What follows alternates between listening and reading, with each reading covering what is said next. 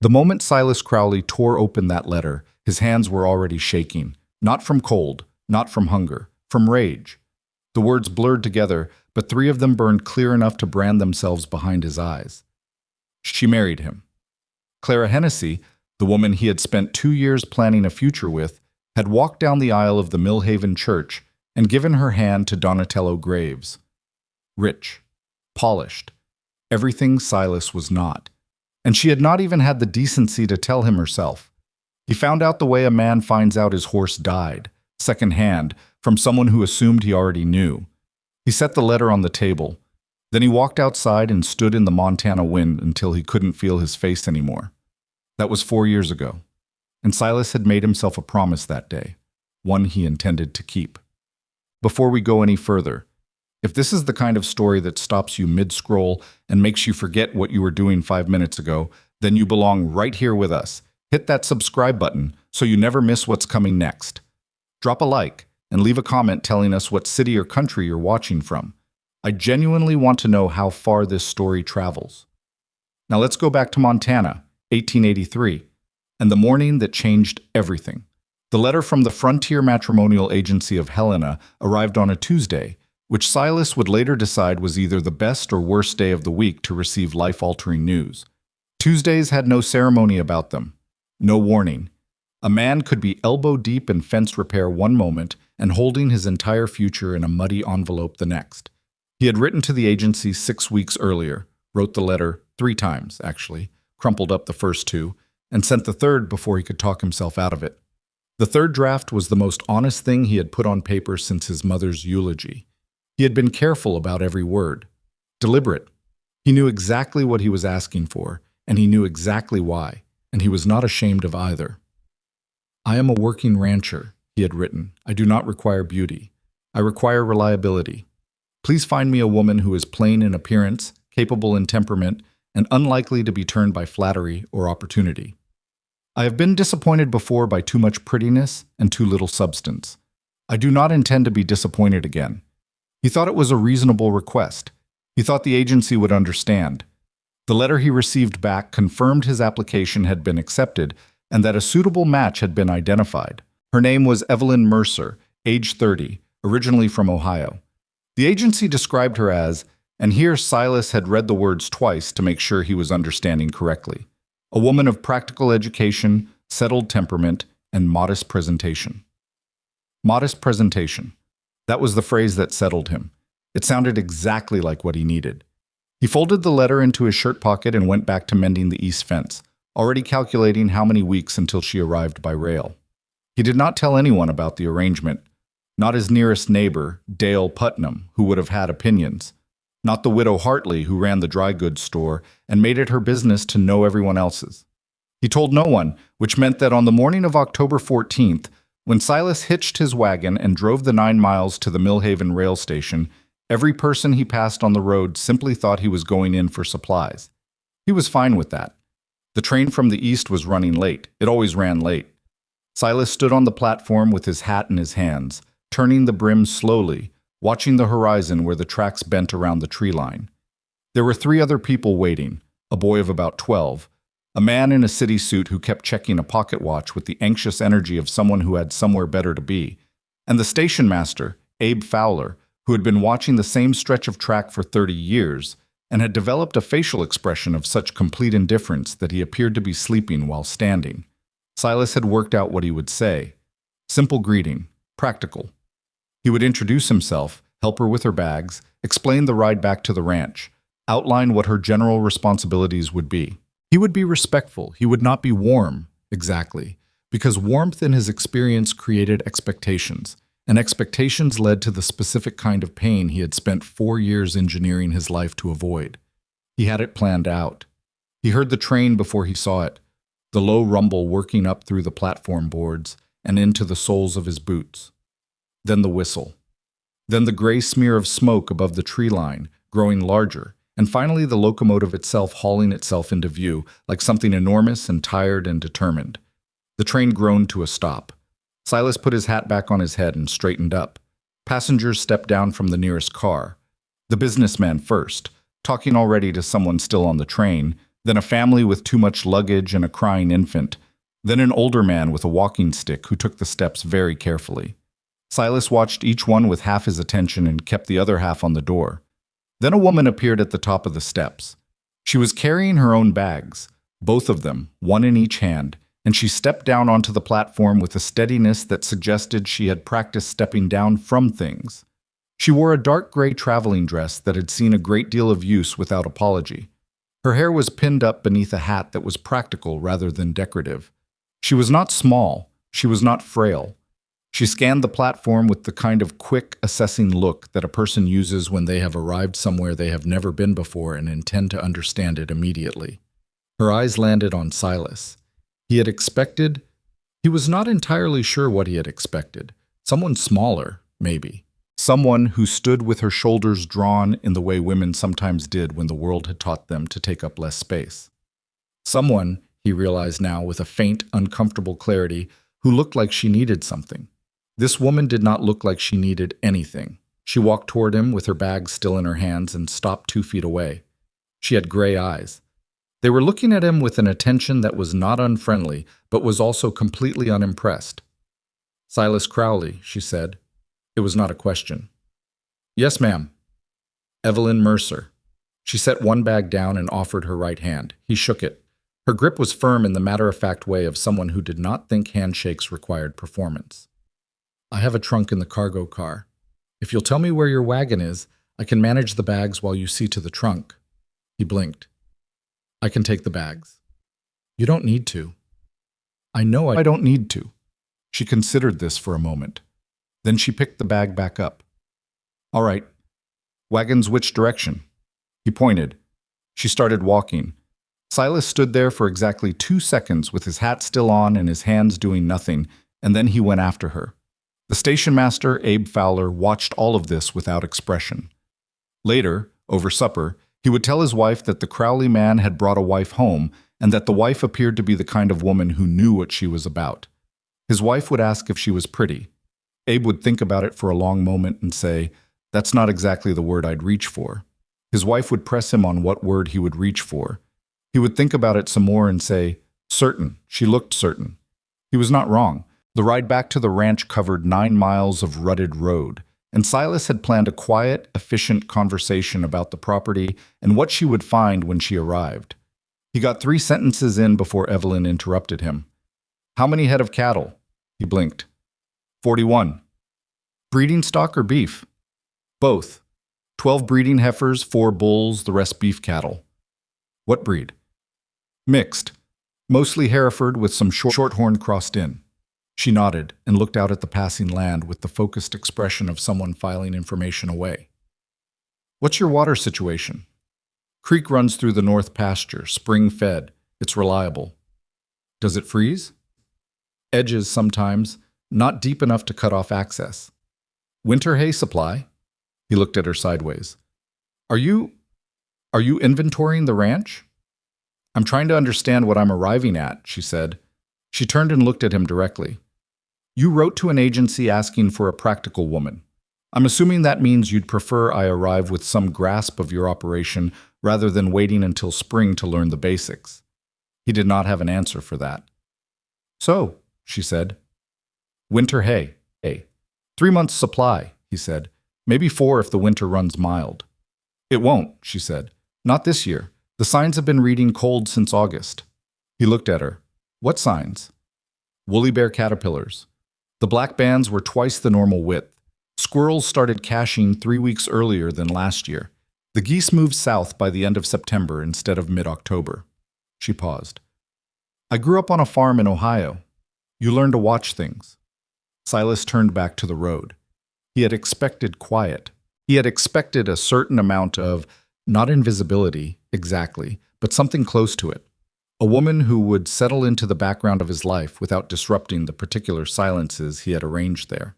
Evelyn Mercer did not appear to have been designed for backgrounds. 3 months of hay might not be enough, she said. "I'm aware," he said. "Do you have room to add another stack before the freeze sets in?" "I don't know yet." "Because if you do, it would be worth the—" I said, "I don't know yet." The words came out harder than he intended.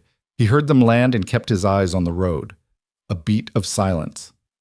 "All right," she said, quiet, not hurt, just filed away, same as the information about the water and the cattle. He felt something he hadn't expected to feel, which was the specific guilt of a man who has snapped at someone who did not deserve it. He pressed it down. The rest of the ride was quiet. Not comfortable quiet, the kind with edges. But neither of them made it worse. They arrived at the ranch as the afternoon light was pulling long across the yard. The cabin sat at the center of the property, modest by any measure, 2 rooms and a lean-to kitchen added on at the back. The barn was larger than the cabin, which said something about Silas's priorities. The yard between them was clean, at least. He had made sure of that. He didn't know why he had wanted her to see a clean yard, but he had swept it the morning before, which was not something he did often. Evelyn got down from the wagon without waiting for him to help her. She stood in the yard and looked at the cabin. Then she looked at the barn. Then she turned and looked at the land. It was not the view that a woman planning a better life somewhere else would look at with longing. The hills were bare. The fence needed work. The woodpile beside the cabin was adequate but not impressive.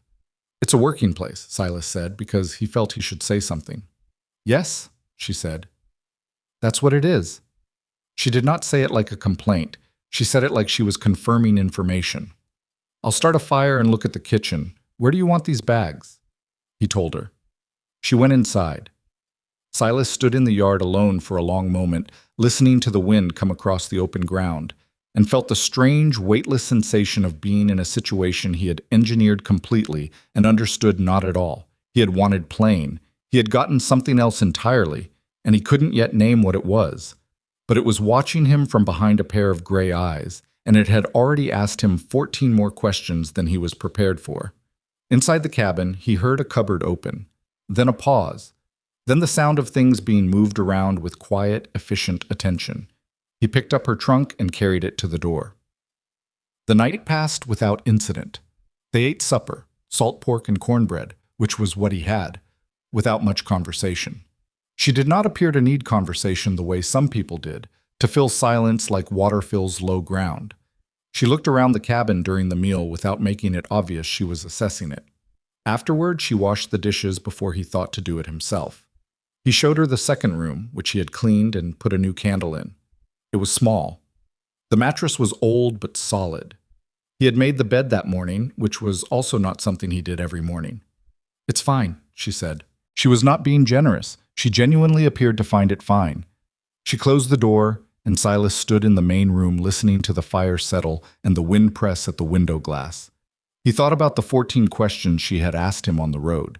He thought about the way she had picked up both bags herself and walked toward the wagon before he had pointed which direction it was in. He thought about what the agency had called her, modest presentation. He pressed the heels of his hands to his eyes and breathed out through his nose. Whatever he had been expecting, it was not this. Not a woman who read woolly bear caterpillars like weather reports, not hands that gripped like a man's without trying to, not gray eyes that looked at him like he was a fact to be understood rather than a man to be managed. He had asked for something that would not surprise him. He was already surprised. And outside, the Montana dark pressed down on the little ranch from all sides. The kind of dark that does not comfort, only waits. And somewhere in the distance, a coyote opened its throat and called to nothing that answered. Silas blew out his candle. He lay in the dark for a long time before sleep found him. And even then, it did not stay long. The morning after Evelyn Mercer arrived, Silas woke before dawn the way he always did. Not because he chose to, but because his body had long since stopped believing in the luxury of sleep past 4:30. He lay still for a moment in the gray dark, listening to the sounds of his ranch settling around him, the creak of the cabin walls against the night wind, the distant shift of cattle in the south pasture, the particular silence that meant nothing was wrong yet. Then he heard something else, fire crackling, the iron clank of the stove door being pulled shut. He sat up.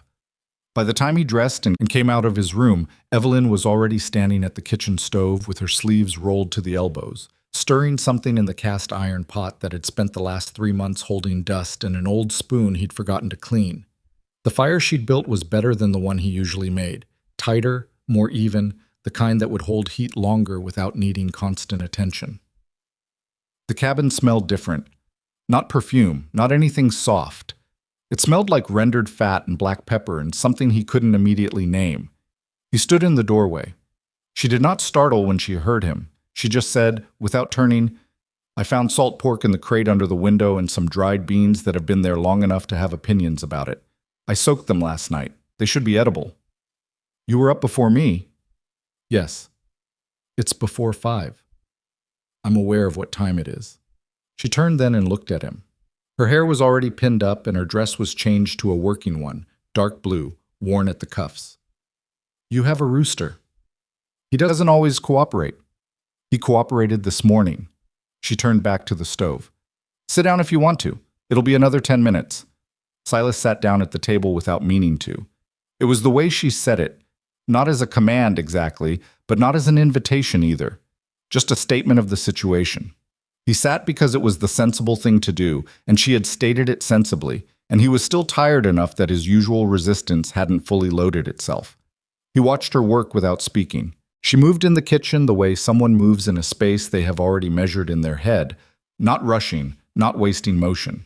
She found the tin cups on the first try, which meant she had already looked through his shelves the night before. She found the coffee, real coffee, the emergency supply he kept in the tin behind the cornmeal, without him pointing to it. He should have said something about the coffee. It was for winter. He didn't say anything. She poured 2 cups, set one in front of him, and took the other to the far end of the table with the pot still on her mind and one eye still on the fire. Silas drank the coffee. It was better than the coffee he made for himself, which he had not expected. "I looked at the east wall of the barn last night," she said. He looked up. "When?" "When I went to check on the horses. Around 9. She sat down across from him with a directness that suggested she did not do anything without a reason. "There are 2 boards on the lower section that are soft. You can feel them flex when the wind comes from the east. If they go, you'll have a gap that'll let cold air in directly behind the cattle stalls. I know about the boards." "All right." She drank her coffee. "Have you got replacement lumber?" "Some." "Enough?" He thought about it honestly. "Probably not." "Then it's worth adding to the supply list before the prices go up in November." She said it the same way she said everything. Not lecturing, not pushing, just noting a fact that existed whether or not he acknowledged it. He found this profoundly irritating in a way he could not fully explain, because she was not wrong, and he knew she was not wrong, and the irritation had nowhere logical to go. "I'll handle the barn," he said. "I know you will," she said. The beans were edible. She had been right about that too, which did not help his mood any. He left for the pasture after breakfast and stayed there most of the morning, which was what he usually did, and which had the added benefit of putting distance between himself and the particular quiet efficiency of the woman in his cabin. He checked fence lines on the north quarter, found a post that had heaved in the last frost and needed resetting, and worked the post back into solid ground with a digging bar and more effort than he'd like to admit, because the ground was already stiffening toward winter. He thought about her question on the wagon road. Does it freeze? He thought about the way she'd listed the signs of a hard winter, caterpillars and squirrels and geese, like a person reading from an almanac she carried in her head. He thought about the boards on the east wall. He'd known about those boards since August. At noon, he rode back toward the cabin and found Dale Putnam's wagon in the yard. Dale was Silas's nearest neighbor, 43 years old, built like a man who had worked outdoors his entire life and intended to die outdoors, married twice with 3 children from the first marriage and working on a 4th from the second. He was also the nosiest person in the Millhaven district, which he disguised as friendliness well enough that most people never noticed.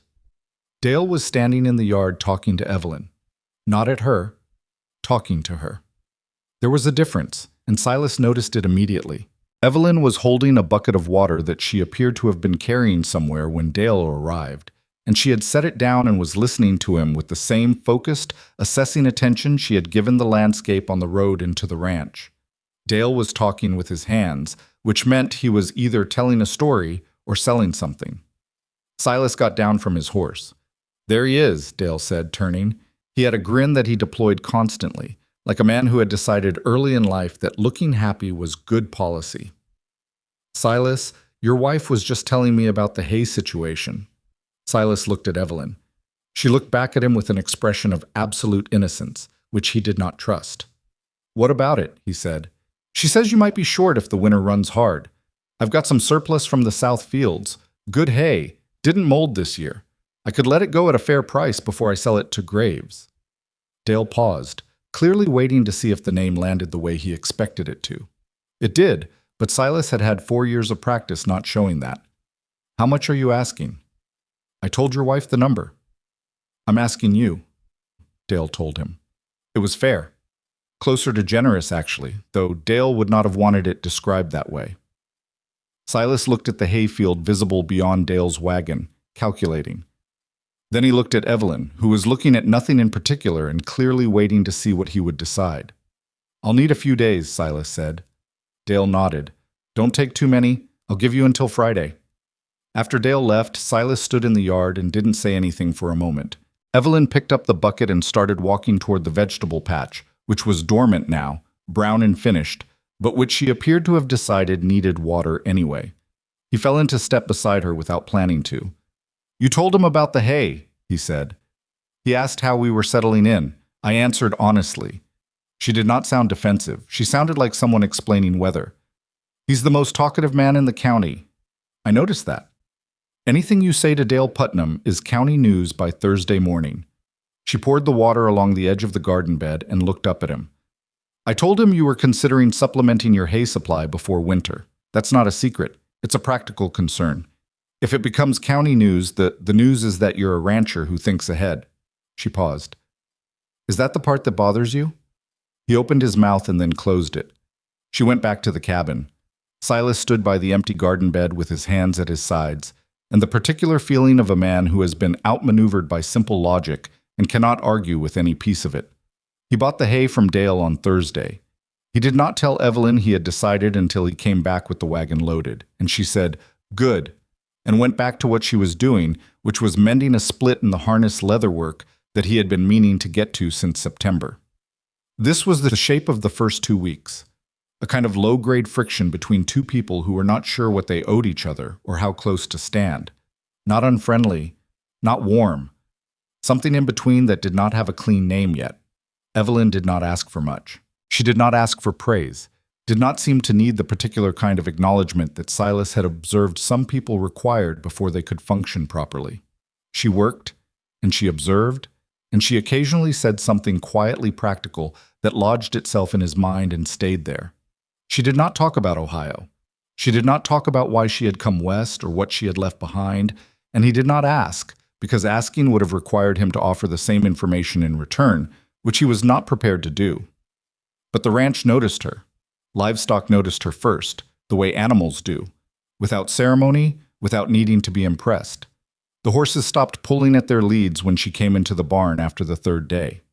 The older heifer, a Hereford named Bess, who had decided years ago that she had no use for strangers, and expressed this with her horns when feeling particularly clear about it, stood and let Evelyn scratch her jaw on the 5th morning.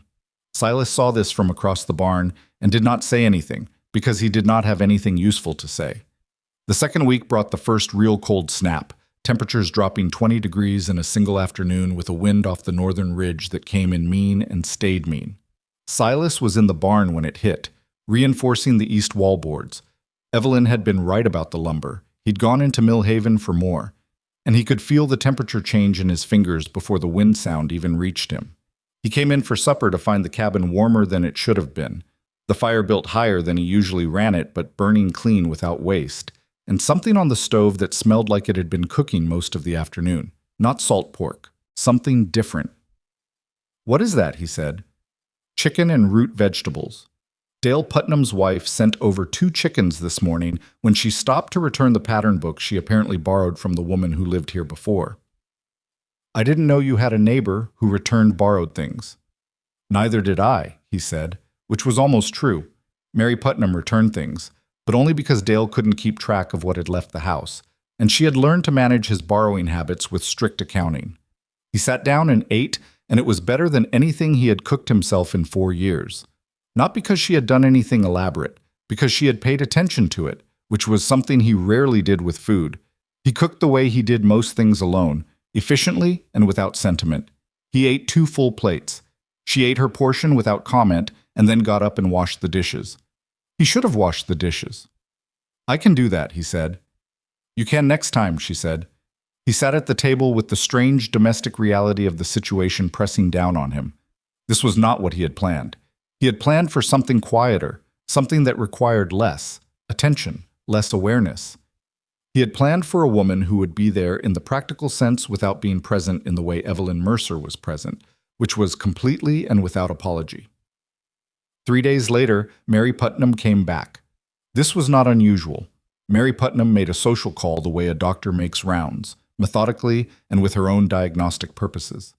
But Silas was not at the cabin when she arrived, having ridden out to check the north pasture fence after the cold snap, and so Mary and Evelyn were alone together for 2 hours before he returned. He found them at the kitchen table with coffee.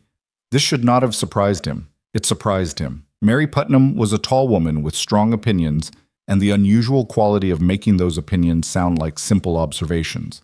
She was looking at Evelyn with the expression of someone who had already decided something.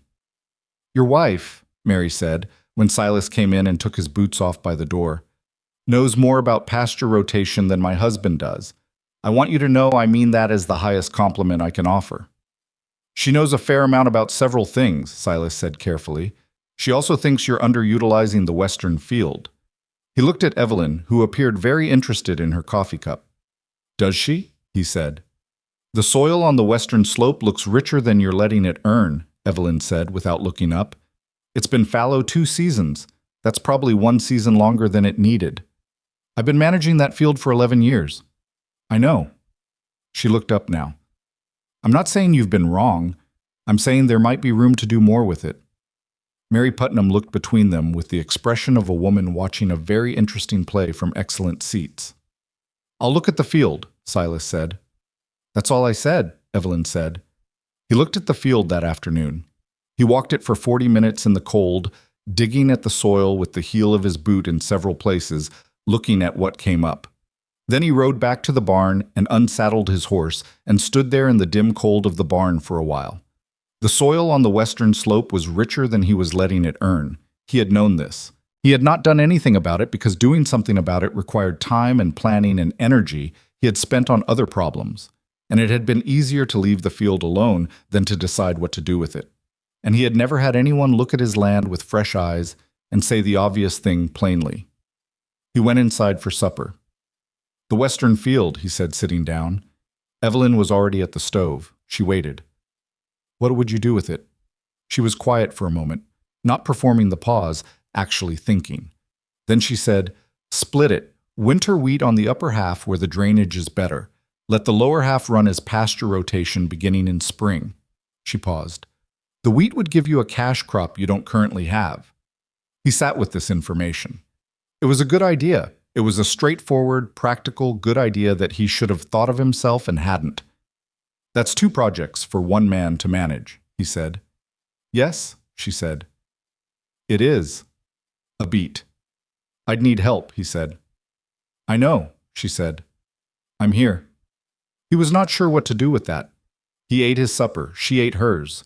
Outside the wind worked at the window glass, and inside the fire held, and somewhere between the first plate and the second, Silas became aware that the loneliness he had carried so long he had stopped noticing its weight was, in some specific way he couldn't measure, a little lighter than it had been this morning.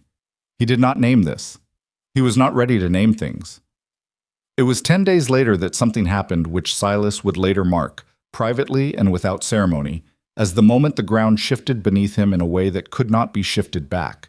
The Millhaven Trading Post ran a monthly gathering, not quite a social, not quite a market, something in between, that served the function of getting isolated people into the same room before cabin fever set in permanently.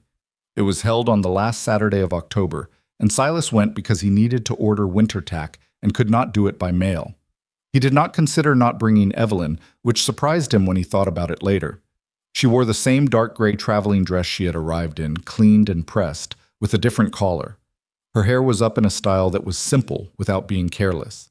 She did not appear to have made any special effort to be noticed, and she was noticed immediately. The gathering ran in the back room of Harlan Webb's trading post.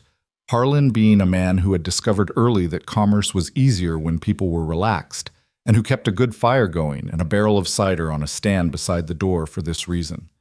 There were perhaps 30 people in the room: ranchers, their wives, a few single men from the outlying homesteads, the school teacher, Miss Pratt, who was 24 and had the permanent expression of someone who had arrived somewhere expecting different things. Dale Putnam, of course, was already there.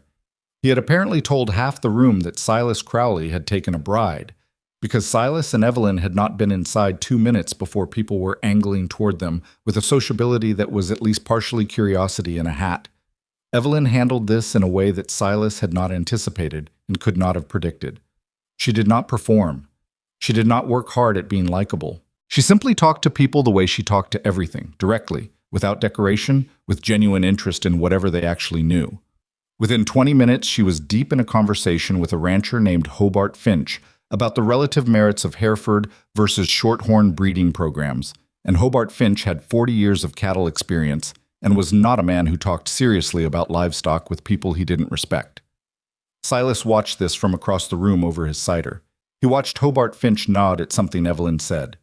He watched Hobart's wife lean in with the expression of someone who had found an unexpected equal.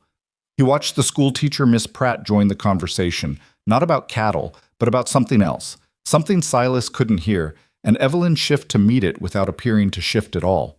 Dale Putnam appeared at Silas's elbow. "Quite a woman," Dale said. "Don't start," Silas said. "I'm not starting anything. I'm stating a fact." Dale drank his cider. "Hobart Finch hasn't talked that long to anyone at one of these things since his brother came up from Wyoming 3 years ago, and he likes his brother." Silas said nothing. "Where'd she come from?" Dale asked. "Ohio." "Farm family?" "She hasn't said much about it." Dale nodded, looking at Evelyn across the room. "She knows what she's looking at when she looks at land, I'll say that. When I mentioned the creek boundary on the south side of my property, she asked about the flood history without me bringing it up." He paused. "Good catch, Silas." "It was an agency arrangement," Silas said, because something in him wanted to be honest about that even when it cost him. Dale turned and looked at him with the expression of a man who has heard something that rearranges his understanding of a situation. "Is that right?" "It's right." "Huh." Dale looked back at Evelyn. "Well, however it happened." The trouble started, as trouble at these gatherings often did, with Donatello Graves. Graves owned the largest ranch operation in the county, 3 times the acreage of Silas's land, and had the manner of a man who believed that owning more of something was the same as being more of something. He was not cruel exactly. He was the particular kind of careless that comes from never having been corrected. He arrived at the gathering late and loud, with 2 of his ranch hands in tow, and immediately took up the center of the room, the way men who expect the center of every room eventually learn to claim it. Silas went still when Graves came in. It was not something he decided. His body simply did it. Graves made his way around the room, and eventually he made his way to where Evelyn was standing. Silas was 10 feet away and did not close the distance, because closing it would have meant something. He watched Graves look at Evelyn. Watched the particular way a man looks when he has assessed something and found it more interesting than he expected. "Mrs. Crowley," Graves said, which meant someone had already told him her name. "I've heard about you. Hobart tells me you've got opinions about cattle." "Most people do who work with them," Evelyn said. Graves smiled. "Modest. Just accurate." She looked at him without warmth and without hostility, like she was reading him the same way she read weather signs. "You're Graves. You run the Eastern operation." "I do." Graves seemed to find it amusing that she knew this. "And your husband—" He glanced across the room at Silas, and there was something in the glance that had history in it. "Has done all right for himself out there on the North Quarter. Modest operation." "It's growing," Evelyn said. "Is it?" Graves looked back at her. "Well, a capable wife can help with that." He said it the way men sometimes said things that were technically true and specifically intended to reduce. Evelyn was quiet for one moment. Just one. "A capable wife can help with a lot of things," she said. "So can a capable husband. We're managing both." She looked at him steadily. "You'll have to excuse me. I wanted to speak with Mrs. Finch before the evening ends." She walked away. She did not look back at Graves. She did not look at Silas either. She moved toward Mrs. Finch with a calm, even stride that gave nothing away. Silas stood with his cider and watched Donatello Graves watch Evelyn cross the room. And something in Graves's face went through a small private adjustment. Not humiliation exactly, because a man like Graves did not acknowledge being handled, but something close to recalibration. He looked across the room at Silas. Silas looked back. He did not smile. He did not look away. Eventually, Graves turned to one of his ranch hands and said something Silas couldn't hear, and the moment ended the way moments between men who have old business end when neither of them is ready to have it out. Suspended, not resolved. On the ride home, the night was sharp and clear, the temperature dropping steadily. Evelyn sat beside him on the wagon seat with her hands in her lap and looked at the road ahead. "Clara Hennessy," she said. He kept his eyes on the road. "What about her?" "She married Graves 4 years ago, and you wrote to an agency asking for a plain bride." The road was very quiet. Hooves on frozen ground, wind in the grass on either side. "I asked for what I asked for," he said. "I know." She was not accusing him. She sounded like someone who had found a piece of information and was setting it in the right place in a larger picture. "He knows who I am, and he looked at me the way men look when they're deciding whether to be interested. I wanted you to know I noticed." "What did you notice about it?" She thought for a moment. "That he's used to getting what he looks at, and that tonight he didn't."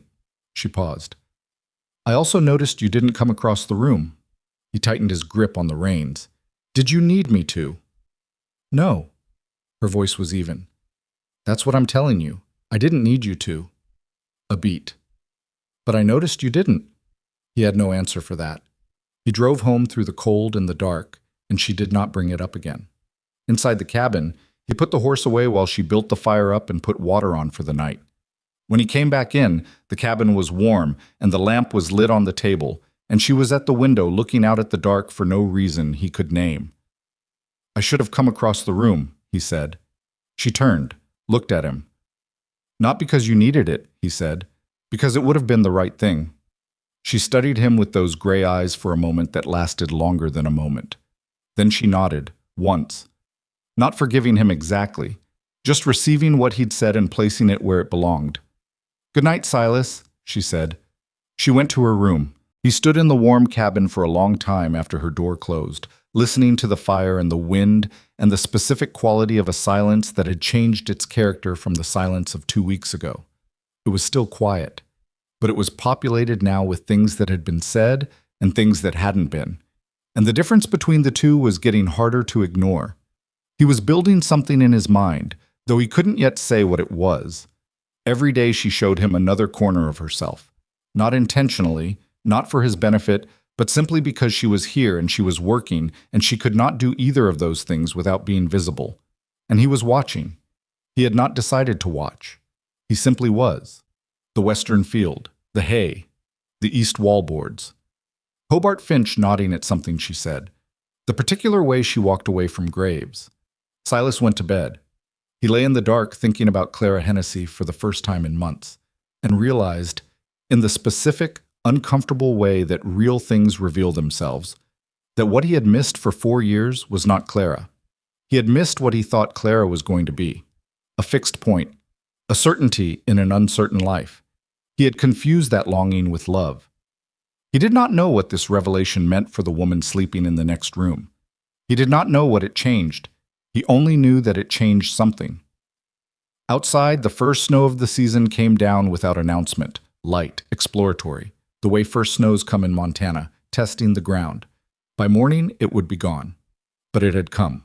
And Silas Crowley, rancher, 4 years a man, who thought he knew exactly what he needed, lay awake in the dark, listening to snowfall, on a ranch that was already, without his permission, becoming something more than he had planned for it to be.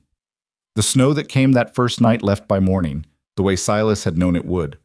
But it left something behind.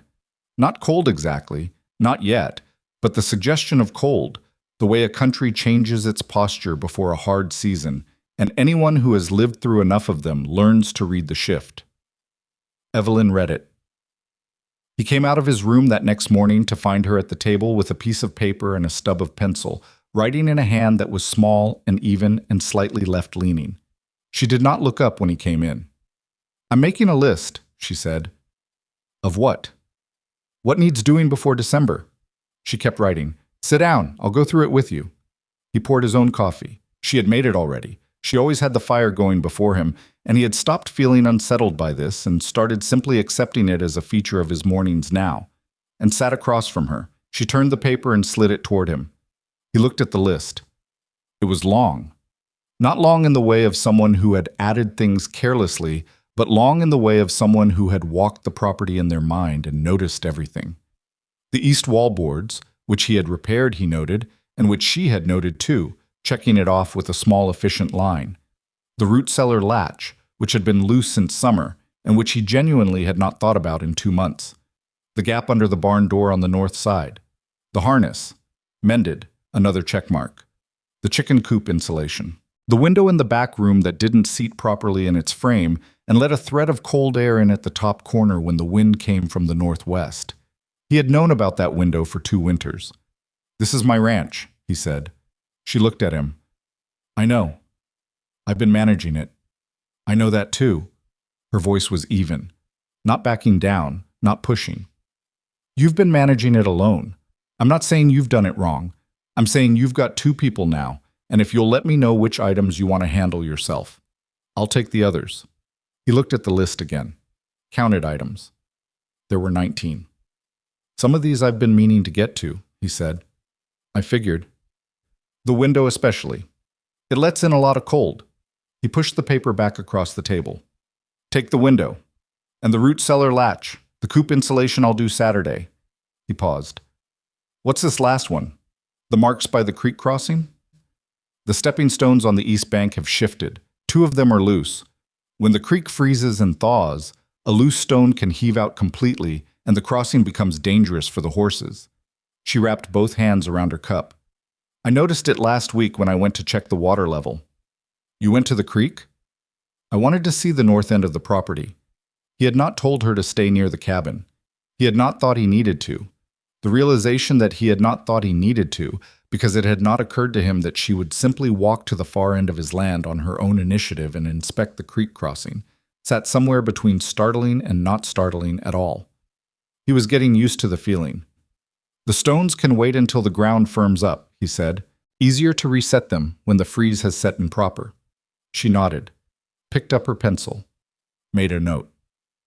He drank his coffee and looked out the window at the gray November morning and thought, not for the first time and with the same unresolved quality each time, that he had asked the agency for a woman who would not complicate his life. What he had received was a woman who was making his life considerably more complicated in ways that kept turning out to be improvements, which was its own particular problem. The weeks between that November morning and the first real blizzard were not easy weeks. They were working weeks, the kind that grind a person down not from any single difficulty, but from the accumulation of cold and effort and the specific exhaustion of preparing for something you cannot fully prepare for. Montana winter didn't care about lists. It arrived on its own schedule and took what it wanted, and all a person could do was try to have less that was worth taking. They worked. Both of them. Not side by side exactly. Silas was not yet comfortable with the closeness of working beside her, the way their movements would need to coordinate, the small negotiations of shared physical space. But in parallel, on the same property, toward the same ends. He would come in at midday to find something done that he had expected to do himself. She would come in at dusk to find the evening fire already built and water already heating. It was not romantic. It was closer to the way 2 people share a small boat, not because they chose each other's company, but because the boat requires 2 and they are the 2 available, and eventually you learn each other's weight and how to balance without discussing it.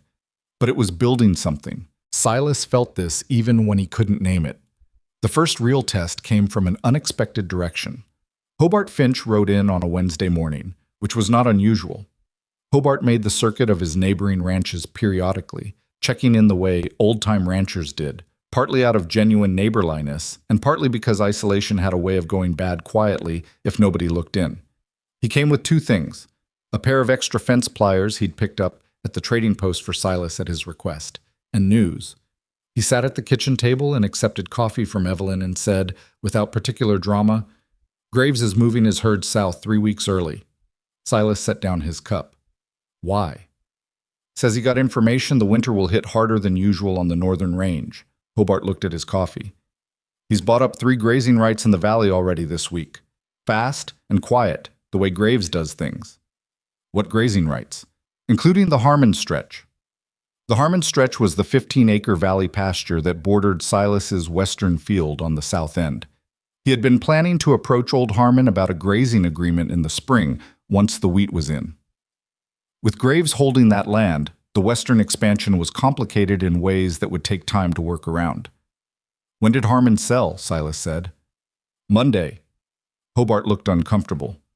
I don't think Bill Harmon fully understood what he was giving up. He's been having a hard year, and Graves's offer was quick. Evelyn, who had been standing at the stove and had not said anything, said, Is the sale recorded yet? Both men looked at her. I don't know, Hobart said. Graves works fast, but the county recorder's office is in Mill Haven, she said, and the recorder's office closes at 4. She looked at Silas. It's 8:30. Silas understood. He was on his feet before he'd consciously decided to stand.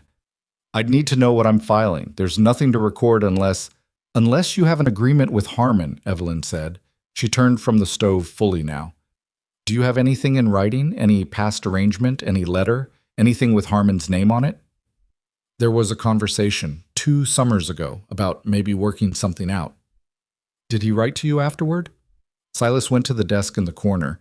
The papers in it were not organized, which was a fact about himself he was suddenly and acutely aware of in a new way, and pulled open the drawer. He went through papers. Letters from suppliers. An old deed copy. 3 years of receipts he had told himself he would sort. He found it at the bottom. A note from Bill Harmon, brief, in pencil, dated August of the year before last. Silas. Thought about what we talked about. Still open to working something out on the south pasture if you want to talk when harvest is done. B. Harmon. He held it up. Evelyn crossed the room and read it over his shoulder, close enough that he could feel the warmth of her standing there. She smelled like the kitchen, coffee and wood smoke, and she was reading with the fast, thorough attention she gave everything. That's not a contract, she said, but it's evidence of a prior discussion and expressed intent. She straightened up. If Graves's sale isn't recorded yet, and you can get to Harmon before 4 o'clock, and Harmon is willing to say the Millhaven recorder, I know what it means, Silas said. He was already folding the note carefully. Hobart, can you ride with me? That's why I came in, Hobart said, and finished his coffee in one long swallow. They rode out within 10 minutes. Silas did not say goodbye to Evelyn. There wasn't time, and they both understood there wasn't time. But as he was getting his horse from the barn, she appeared in the barn doorway with his heavier coat, the one he hadn't thought to grab. It's going to drop this afternoon, she said. He took the coat. Their hands did not quite touch in the exchange. Almost. He rode hard for the Harmon place. Bill Harmon was 61 years old, a widower, and one of those men who had been made smaller by a run of bad years rather than harder. He was sitting on his porch when Silas and Hobart rode up, and his expression when he saw them was the expression of a man who already knew what was coming and couldn't decide whether to be relieved or ashamed. I signed with Graves, he said, before Silas had dismounted. Is it recorded yet? A long pause. He took the paper to town. When? This morning. Silas looked at Hobart. Hobart looked at his watch. 9:20. If Graves had ridden to Millhaven at a normal pace, he might be there now. If he'd taken a wagon, there was still time. Bill, Silas said, I have your note from last year. You told me you were open to working something out on that pasture. Harmon looked at his hands. I know what I wrote, the old man said. Graves knew about my interest in that land. Harmon was quiet for a moment that said more than any words he might have used. He heard things. He moved fast on purpose. He always moves fast on purpose. Harmon looked up. His eyes were tired in a way that had nothing to do with sleep. He offered me a price I couldn't say no to, Silas. I've got a bad roof and a worse furnace and a son-in-law in Denver who's not going to come up here and help me through another Montana winter. Silas sat with this. He understood it. He did not like it, but he understood it. The specific arithmetic of a man at the end of his resources making the only calculation available to him. I'm not here to fight you on what you did, Silas said. I want to know one thing. Before you shook Graves's hand, did you understand that land borders my western field, that it affects my expansion plans? Harmon looked at him. Something moved behind his eyes. He didn't mention you. I figured. He said it was about protecting the valley water rights. Hobart made a sound that was not quite a word. It's about more than that, Silas said. He kept his voice level. But that's between me and Graves. I'm not asking you to undo what you did. I just wanted to look you in the eye and know. He rode to Millhaven anyway. Not because he thought he could stop the recording, he probably couldn't, and he knew it, but because he needed to know for certain. He arrived at the county recorder's office at 11:40 and confirmed what he had been more than half expecting. The deed transfer had been filed at 10 past 10. Graves had sent a man ahead on horseback, not come himself, fast and quiet, the way Graves did things. Silas rode home slowly. The afternoon light came down gray and thin, the way it did in November when the clouds sat low and the sun couldn't quite reach through. He thought about Graves. He thought about Clara Hennessy, and how 4 years ago he had equated losing her with losing a future, and how much of what came after had been built on that equation. He thought about a man who moved fast and quiet to close off other men's options, and what it set up about that man that he had done it here, to this particular piece of land, when there was no reason it needed to be this piece. Graves knew whose western field that border touched. He had known all along. When Silas got home, Evelyn was in the yard splitting wood. Not because she had to. There was enough split wood stacked by the cabin already to last several days. She was splitting because she did things when she was turning something over in her mind, and she had apparently been turning something over in her mind all afternoon. She stopped when she heard the horse, looked at him. Read his face the way she read everything, directly and without flinching. It was recorded, she said. Not a question. 10 past 10. She nodded. She looked at the axe in her hand for a moment, then set it head down against the splitting block. Tell me, he told her. All of it. Harmon's face, what the old man had said about Graves not mentioning Silas's name, the advance rider Graves had sent. She listened without interrupting, which he had come to understand was one of the things she did when something mattered. She did not fill space with reassurance or noise. She waited until the whole shape of a thing was visible before she responded. When he finished, she said, "He did this to you specifically?" "Yes." "Because of Clara Hennessy." "Because of what it costs me," Silas said. Clara is ancient history to him. This is about something else. He paused. He doesn't like that I'm here, and I've been here, and I'm not going anywhere. Men like Graves don't like things they can't buy or flatten, Evelyn said. She said it simply, without venom, just fact. What does losing that border do to the western field? Makes the expansion slower. I'll need to route any future growth around the south end instead of through it. More fencing, different water access. He looked at the gray sky. It's not impossible, just harder. Can it still be wheat on the upper half in spring? Yes? Then it's not a defeat, she said. It's an inconvenience. He looked at her. She was looking back at him with those gray eyes that had a quality he still hadn't found the right word for. Not hard. Not soft exactly. Certain, Abe Fowler had said. That was still the closest thing. You're not upset about this, he said. I'm not happy about it. She picked up the axe and carried it toward the barn. But being upset about Donatello Graves is like being upset about weather. He is what he is. You work around weather. Silas watched her go into the barn with the axe and come out without it, and something in him settled, not relieved exactly, but steadied, in a way that had nothing to do with the land deal. He had expected, on the ride home, to come back to a cabin that felt smaller because of what had happened. The western border, the blocked expansion, Graves's particular brand of preemptive damage. Instead, the cabin felt the same as it always felt now, which was different from the way it had felt before October 14th, and he was no longer pretending otherwise. The real blizzard came in November's last week. He knew it was coming 2 days before. The sky had a color to it in the late afternoon. Not gray, not white, but a specific shade between the two that old-timers called flat sky, the kind that sits like a lid being pressed down. The cattle were restless in the way they got restless when the air pressure dropped. The horses paced, and Evelyn had said, at breakfast 2 days before, looking out the window at the flat sky, "That's a serious one." 2 days, Silas had said. Maybe 3 to get here, but when it gets here, it'll stay. They spent those 2 days working without being asked to, not discussing it, not dividing tasks formally.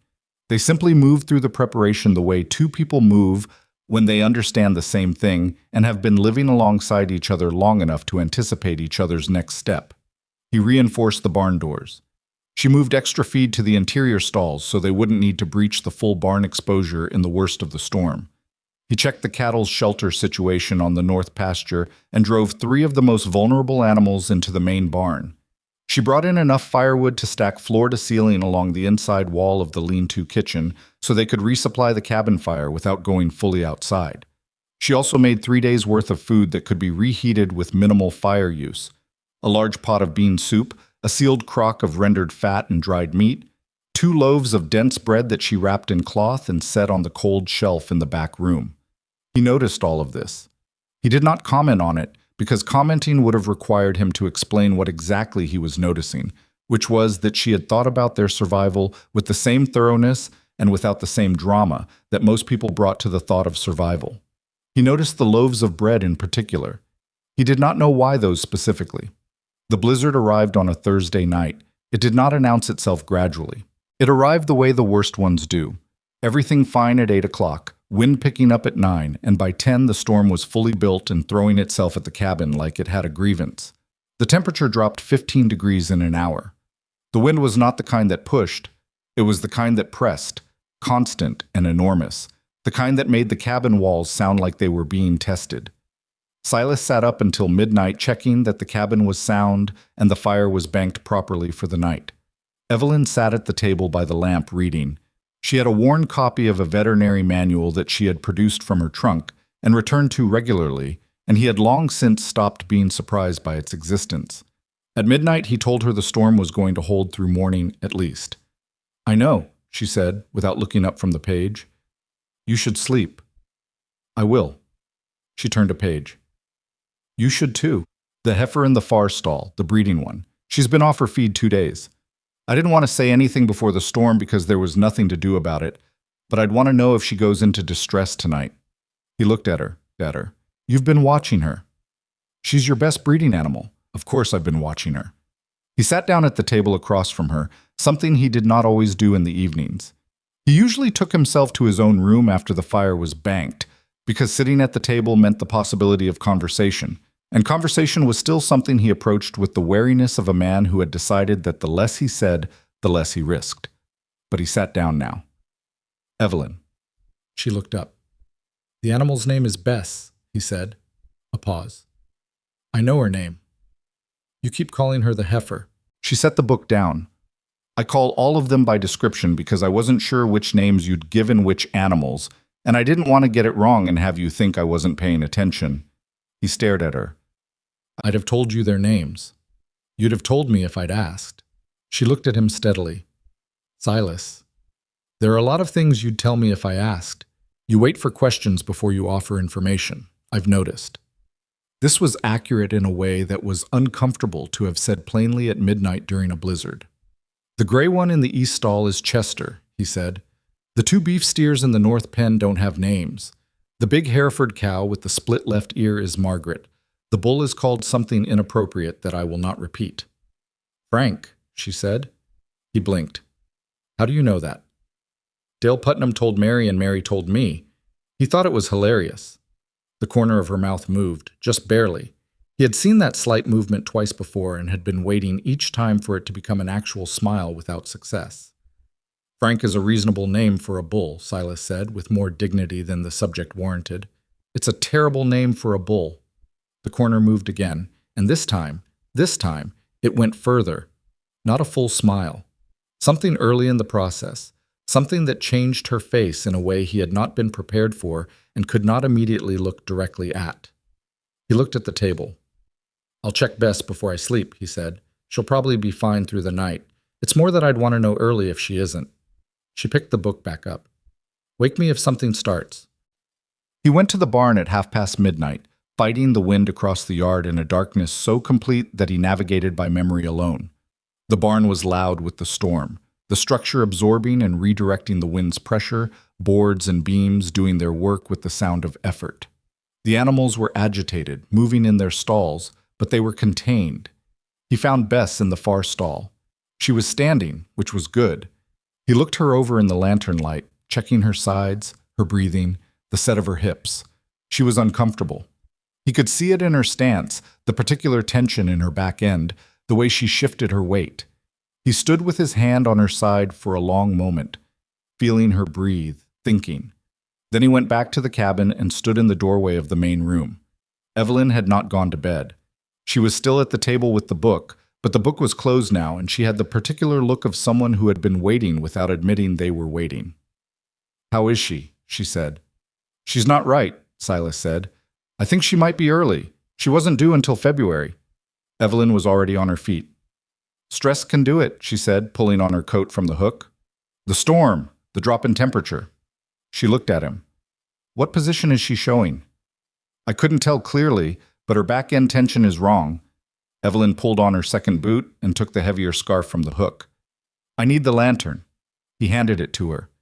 Their hands connected briefly in the exchange, actually this time, fully, for 3 seconds. And she was already moving past him and out into the storm before either of them needed to do anything about it. He followed her.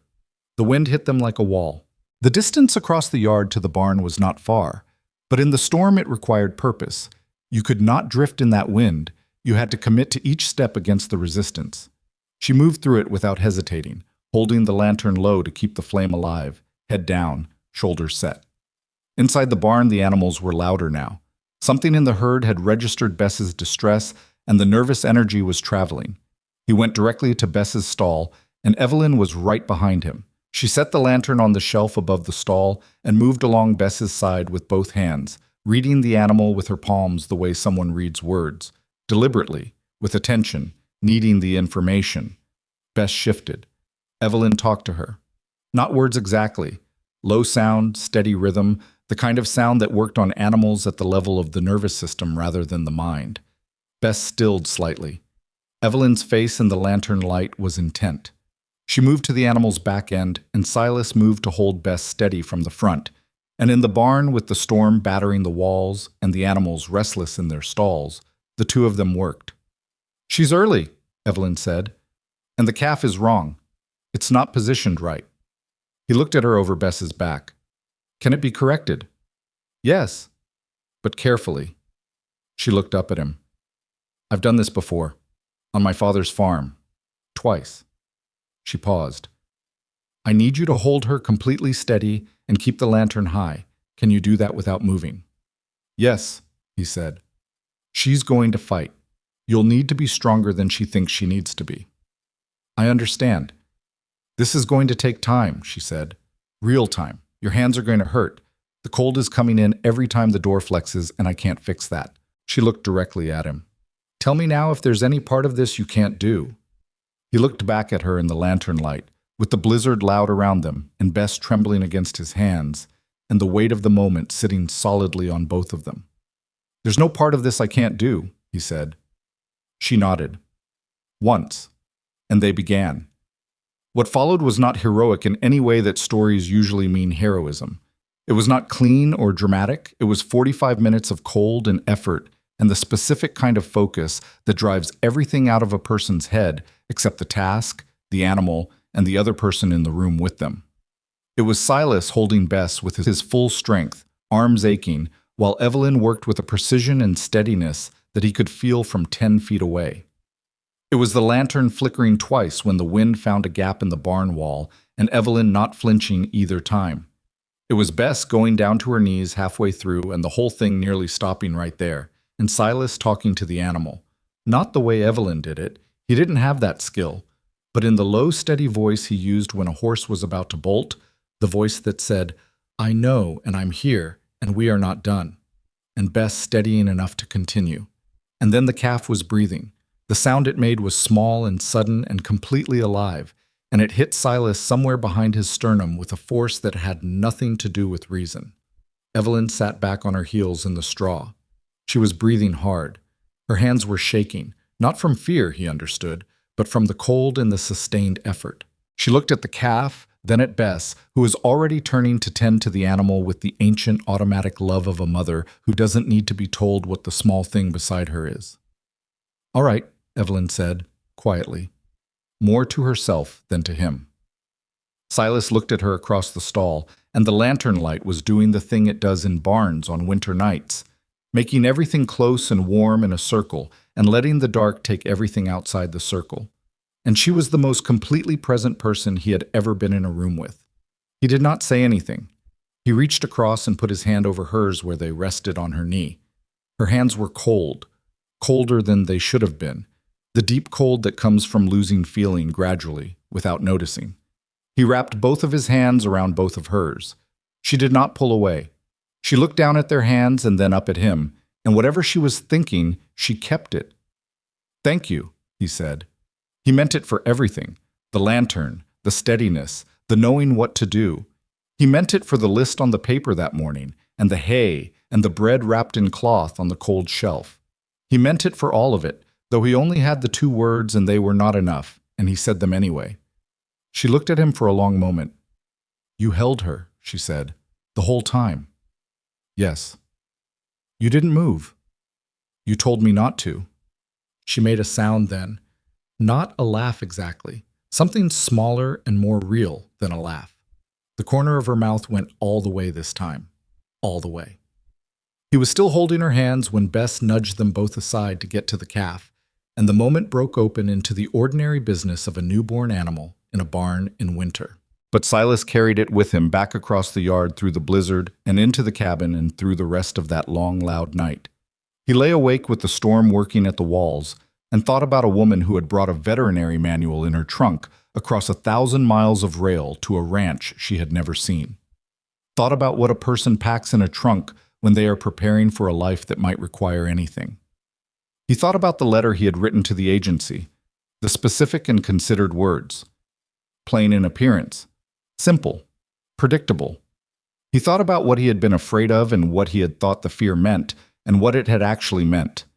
And outside the blizzard blew itself toward morning, and inside the cabin the fire held, and in the barn a calf that had not been expected until February breathed the warm winter air of a Montana night, and was, against reasonable odds, alive.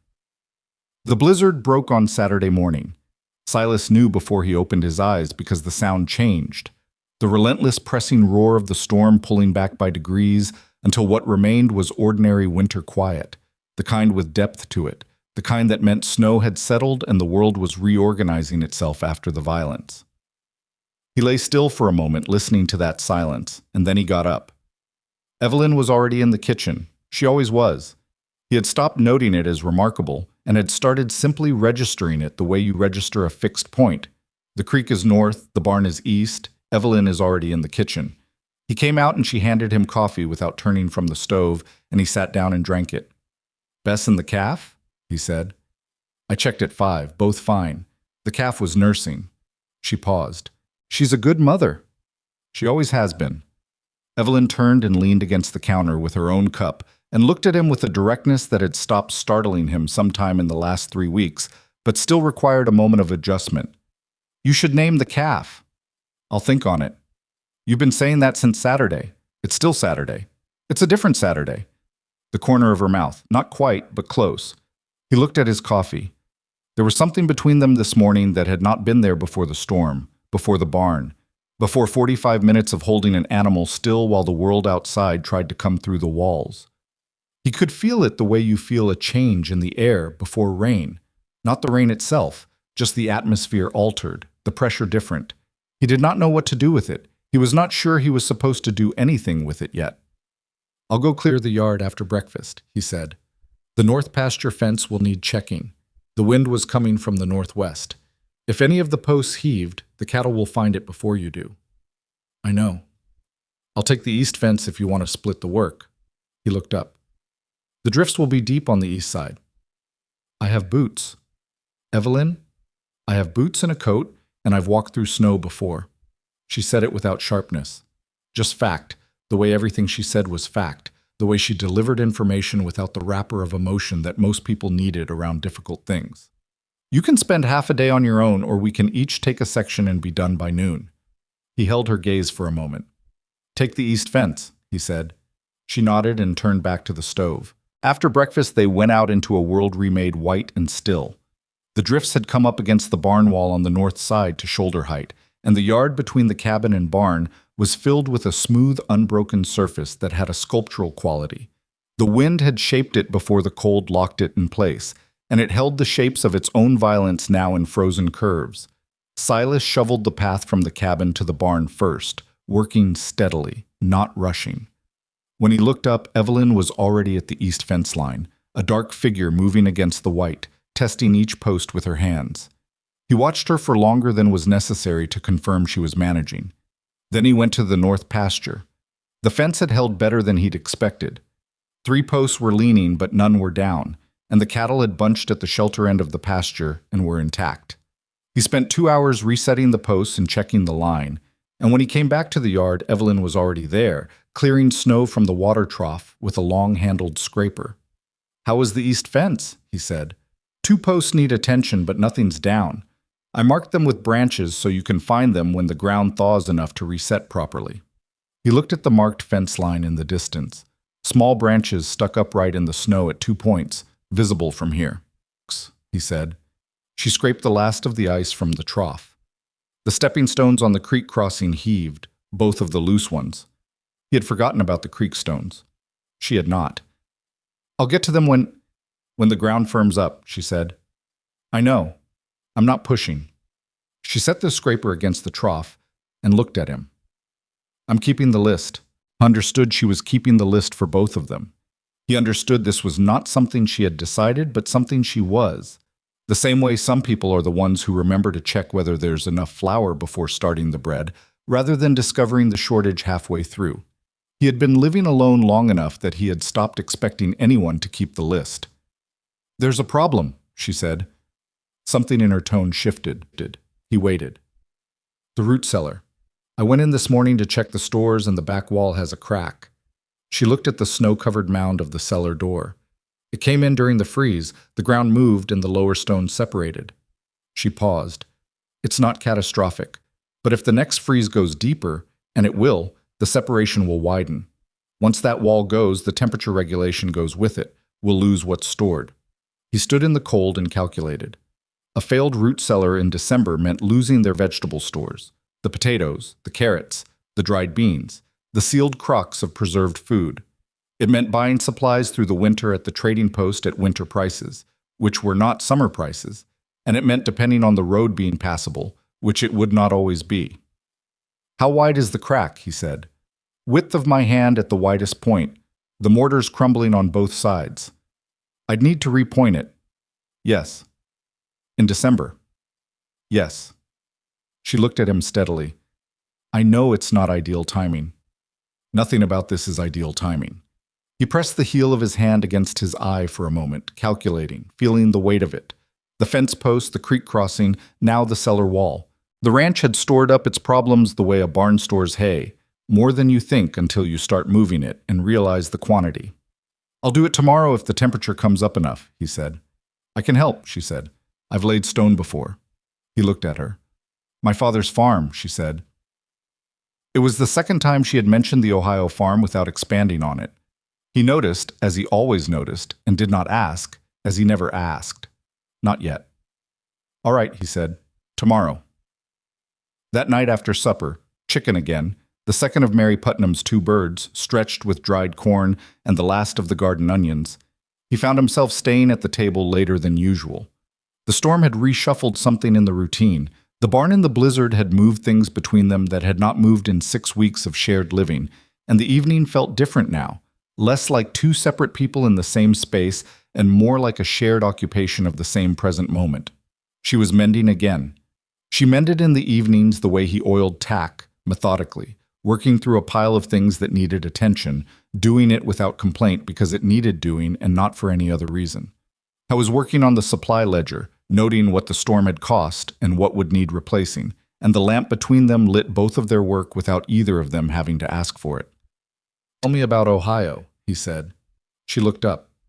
The needle paused. "What about it?" she said. "You've mentioned your father's farm. You've mentioned laying stone and calving and reading weather." He set down the pencil. "I'm not asking to pry. I'm asking because I don't know you, and I should."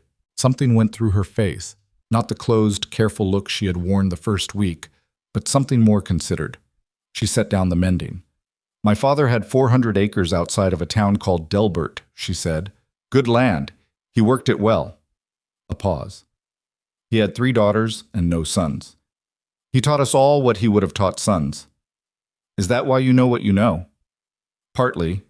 She looked at the window, which was dark now, the night pressed against it. My mother was the one who taught me to read. Not just books. I mean, to read things. Soil composition, animal behavior, weather. She said a woman on the frontier who can only read print is only half equipped. She paused again. She died when I was 14. I'm sorry. It was a long time ago. She said it without deflection. She was not pretending it didn't matter, just accurately reporting how time had metabolized the grief. After she died, I took over most of what she'd done on the farm. The household management, the garden, the smaller animals. My father let me into the fields too, which not every father would have done. And then? She looked at her hands. And then I was 30 years old, and the farm was going to my oldest sister's husband, and I had spent 16 years learning to run a piece of land that was never going to be mine. She paused. I had 2 offers of marriage before I came west. Both men wanted a housekeeper. Neither of them asked me a single question about what I knew. He understood this in a way that went below the words. The specific disappointment of being looked at and seen partially. The wall that a person builds around themselves after that happens enough times. The agency, he said. Why an agency? She looked at him directly. Because I wanted to choose the terms. A man who writes to an agency for a wife has thought about what he needs. He's past the part where he's looking at your face. She paused. Most of them are, anyway. He should have said something then. He understood that.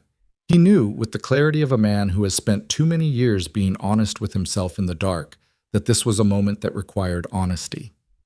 Instead, he picked up the pencil and looked at the ledger, and the moment sat for a few seconds and then reorganized itself into something quieter. What did the agency tell you about me? He said. He kept his eyes on the ledger. In their letter. They said you were a working rancher, 41 cattle, North Montana, modest operation. A beat. They said you'd specified a plain bride. He held very still. I know why you wrote that, she said. Her voice was even. No accusation in it, no wound, or if there was wound, she had already dealt with it privately and was past needing to show it. The agency told me a little, the rest I've gathered. Clara Hennessy, he said. I don't need the details, she said. I'm not asking for them. I know you're not asking. He set the pencil down, made himself look at her. But I want to tell you, because you told me about Ohio, and I owe you the same. She waited. He told her about Clara. Not all of it. Not the version he told himself in the bad nights, the one with all its jagged edges, but the honest version. The 2 years of believing he had something real. The way Clara had made him feel visible in a way he hadn't felt before, which in retrospect he understood was something she did naturally, without specific intention, the way a lamp illuminates everything near it without choosing to. The letter arriving on a Tuesday. Donatello Graves's name in it like a stone. I decided after that, he said, that I had been fooled by something superficial, that I had looked at the surface of a person and called it depth. Depth, he stopped. I wrote to the agency asking for someone the world overlooked. I thought it was the rational decision. I thought I had worked it out logically. You thought if she wasn't pretty, she couldn't leave, Evelyn said. Not cruelly, just plainly. He sat with the accuracy of it. Yes. That's not logic, she said. That's a wound with reasoning built around it. He had no answer for that because it was completely and exactly true, and he had never heard it stated that plainly before, not even by himself in the bad nights. The woman you were afraid of, Evelyn said carefully, was never really Clara. It was anyone who could make you feel something you couldn't control. The fire settled in the stove. Outside, the Montana winter held its position. I'm not going to pretend I don't know what you look like, he said, or that I don't understand that I've been a fool about it, about what I assumed. She looked at him for a long moment. I hid on purpose, she said. He blinked. What? The agency said you'd asked for a plain bride. She folded her hands on the table. I dressed plainly for the portrait. I wore the plainest dress I owned for the train. I wore it again at the station. A beat. I've been hiding my appearance since I was 22 years old, when I got tired of people looking at my face instead of listening to what I said. She paused. So there we were. You trying to avoid something, me trying to avoid something, both of us building the same wall from opposite sides. He stared at her. She did not look away. She also did not look like someone who was inviting a particular response. She looked like someone who has put down something heavy and is simply standing without it for a moment. And now, he said. And now it's December and we've been through a blizzard together, she said. And I know your cattle's names and you know about my mother, and I think we've gotten past the point where either of us needs the wall anymore. She picked up the mending. That's all I'm saying. He sat with this for a long time. It was not a declaration. It was not romantic in the formal sense. It was two people at a table in a Montana winter telling each other the truth, in the particular quiet way that truth gets told when people are too tired and too genuine for anything more theatrical, and it was more than he had been given by anyone in a long time. The calf, he said. She looked up. Her name is December, he said. The calf. Evelyn looked at him. The corner of her mouth went all the way again, and this time it kept going, and it was a real smile, complete, and it was the kind of thing a man remembered. That's a good name, she said. I thought so. She went back to her mending. He went back to the ledger. The lamp held between them. He wrote down the cost of the storm, the supplies they'd need, the work ahead. Then, below the practical entries, in the margin where a man puts things he isn't ready to formalize but doesn't want to lose, he wrote, root cellar wall, creek stones, east fence posts, December. 4 items. 3 pieces of work and 1 name. He closed the ledger. The root cellar repair took 2 full days. The first day was Silas on his back in a space barely tall enough to sit up in, chipping out the failed mortar from the crack with a cold chisel, while the temperature outside stayed just above the point at which the work became impossible. Evelyn mixed the mortar at the cellar entrance, which required managing the consistency and cold that wanted to ruin it before it could be used, which was its own technical challenge that she solved without being asked by adding a small amount of the rendered tallow to the mix. Something she had apparently seen done once and remembered. The second day was packing the new mortar in layers, each one needing time before the next could follow, and this meant going in and out of the cramped cellar repeatedly while the winter air moved through the entrance with the particular rudeness of air that has no obligation to accommodate you. By the afternoon of the second day, Silas's back had opinions about the work, and his hands were scraped raw, and Evelyn had mortar in her hair that she hadn't noticed, and he had decided not to mention. It held. He packed the last section and pressed it flat, and ran his thumb along the joint and felt the solid continuity of it, and said, "That'll do." "Check it in 3 days," Evelyn said from the entrance. "Temperature is supposed to drop again Thursday." "I know." "I'm not doubting you, I know," he said again, and this time without any edge to it, and she heard the difference. Dale Putnam came by on Wednesday with news that had nothing to do with ranch work, which was the kind of news Dale preferred. He sat at the kitchen table with coffee and the expression of a man who has been carrying a story at a light jog and is relieved to set it down. "Graves is having trouble," he said. Silas looked up from the harness he was oiling at the other end of the table. "What kind of trouble?" Silas said. "He moved his herd south 3 weeks early, right? Said he had information about the winter." Dale wrapped both hands around his cup. "Well, the pastures he moved them to don't have the shelter. He thought they did. Bought them fast, didn't look close enough at the topography. The north ridge on the valley property funnels the wind instead of breaking it, and he's lost 6 head in the last week to exposure." He paused for effect. "And the Harmon stretch he bought? The one on your south border? Turns out there's a drainage problem Harmon never disclosed because Harmon didn't know, because it only shows up in heavy freeze." Silas oiled the harness and said nothing.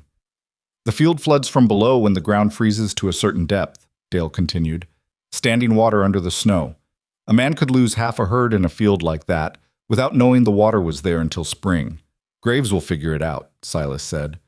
"Probably. He's got the money to absorb it." Dale looked at him. "But he spent the fall acquiring land fast and making moves, and the land is not cooperating." He said this with the particular quiet satisfaction of a man who has watched an overconfident neighbor receive instruction from the natural world. Evelyn came in from the back room with the mending basket, and sat at the table and said, "The drainage issue on the Harmon stretch, does it affect the property line or just the interior?" Dale looked at her. "Interior, from what I understand. The runoff goes north, not toward your fence line. So it doesn't compromise our east pasture access." "Not that I can see." She nodded and picked up the mending. Silas watched this exchange from his end of the table and felt the particular pride of a man who has something good and is only beginning to understand it. "How's December?" Dale said, meaning the calf. "Growing," Silas said. "Bess is managing her well." "You named a calf December," Dale said, as though this required comment. "She was born in November during the blizzard," Silas said. December seemed right. Dale looked at Evelyn. Evelyn was looking at her mending. "Her idea?" Dale said. "His," Evelyn said without looking up. Dale nodded slowly with the expression of a man receiving information he will be discussing with his wife at length this evening. "Huh," he said. After Dale left, something shifted. Silas could not have said what exactly, except that the afternoon had a quality to it he had not felt in a long time. Not just the absence of something bad, but the presence of something specific. He stood in the yard after Dale's wagon disappeared up the road and looked at his land and thought about graves and his expensive floodplain and his poorly sheltered herd and his fast, quiet moves. He thought about Bill Harmon and the note from 2 summers ago. He thought about the western field, which was under snow now, but was going to be wheat in spring, wheat that would not have been there if Evelyn had not looked at his land with fresh eyes on a wagon road in October. He went back inside. She was still at the table. The mending was done and put away, and she had a piece of paper in front of her with the pencil, which had come to mean she was planning something. He sat across from her. "What is that?" he said. "Spring planting schedule," she said. "I know it's December." "It's not too early." "I know it's not too early." She turned the paper. "I've got the wheat rotation planned for the upper half of the western field, but I want to talk to you about the lower half. You said pasture rotation in spring. That's the plan. I want to suggest something different." She pointed to a rough sketch on the paper. Not a map exactly, just an indication of shapes and relationships. "If we convert the lower half to kitchen garden rather than pasture, we cut down our winter supply costs significantly. The vegetables we had to buy this fall because the garden wasn't big enough." "The existing garden isn't big enough," he agreed. "It's about a quarter the size it could be. The lower western field is well drained and gets afternoon light." She looked up. "It's more work.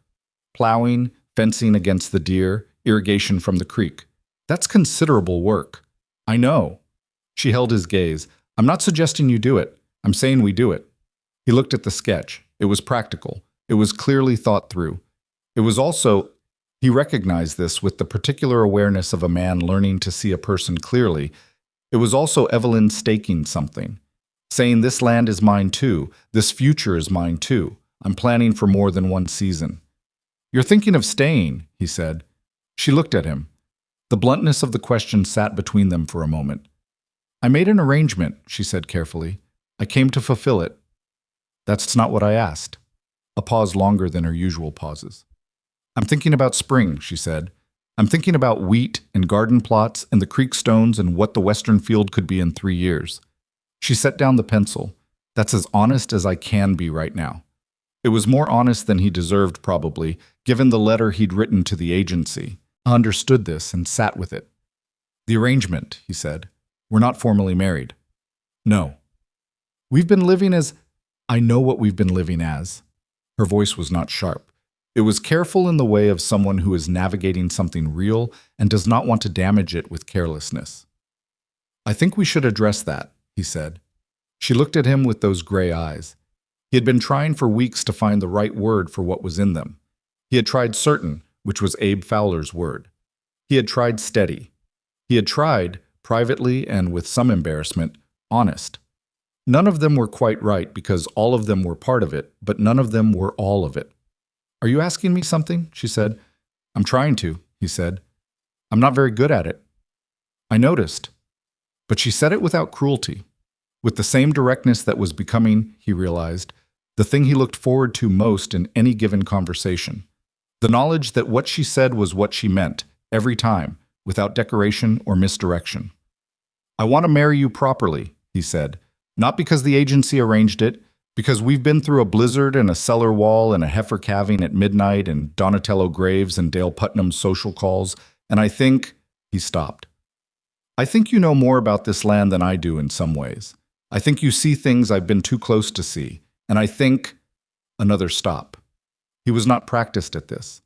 He had practiced, in the 4 years since Clara, specifically not doing this. I think I want to keep doing this with you, all of it, for a long time. It was not poetry. He knew it was not poetry. But it was the complete truth, and she would know that, because she always knew. She looked at him for a long, quiet moment. You want to marry me, she said, after meeting me in October. After spending 6 weeks actually knowing you in October and November and December. Yes.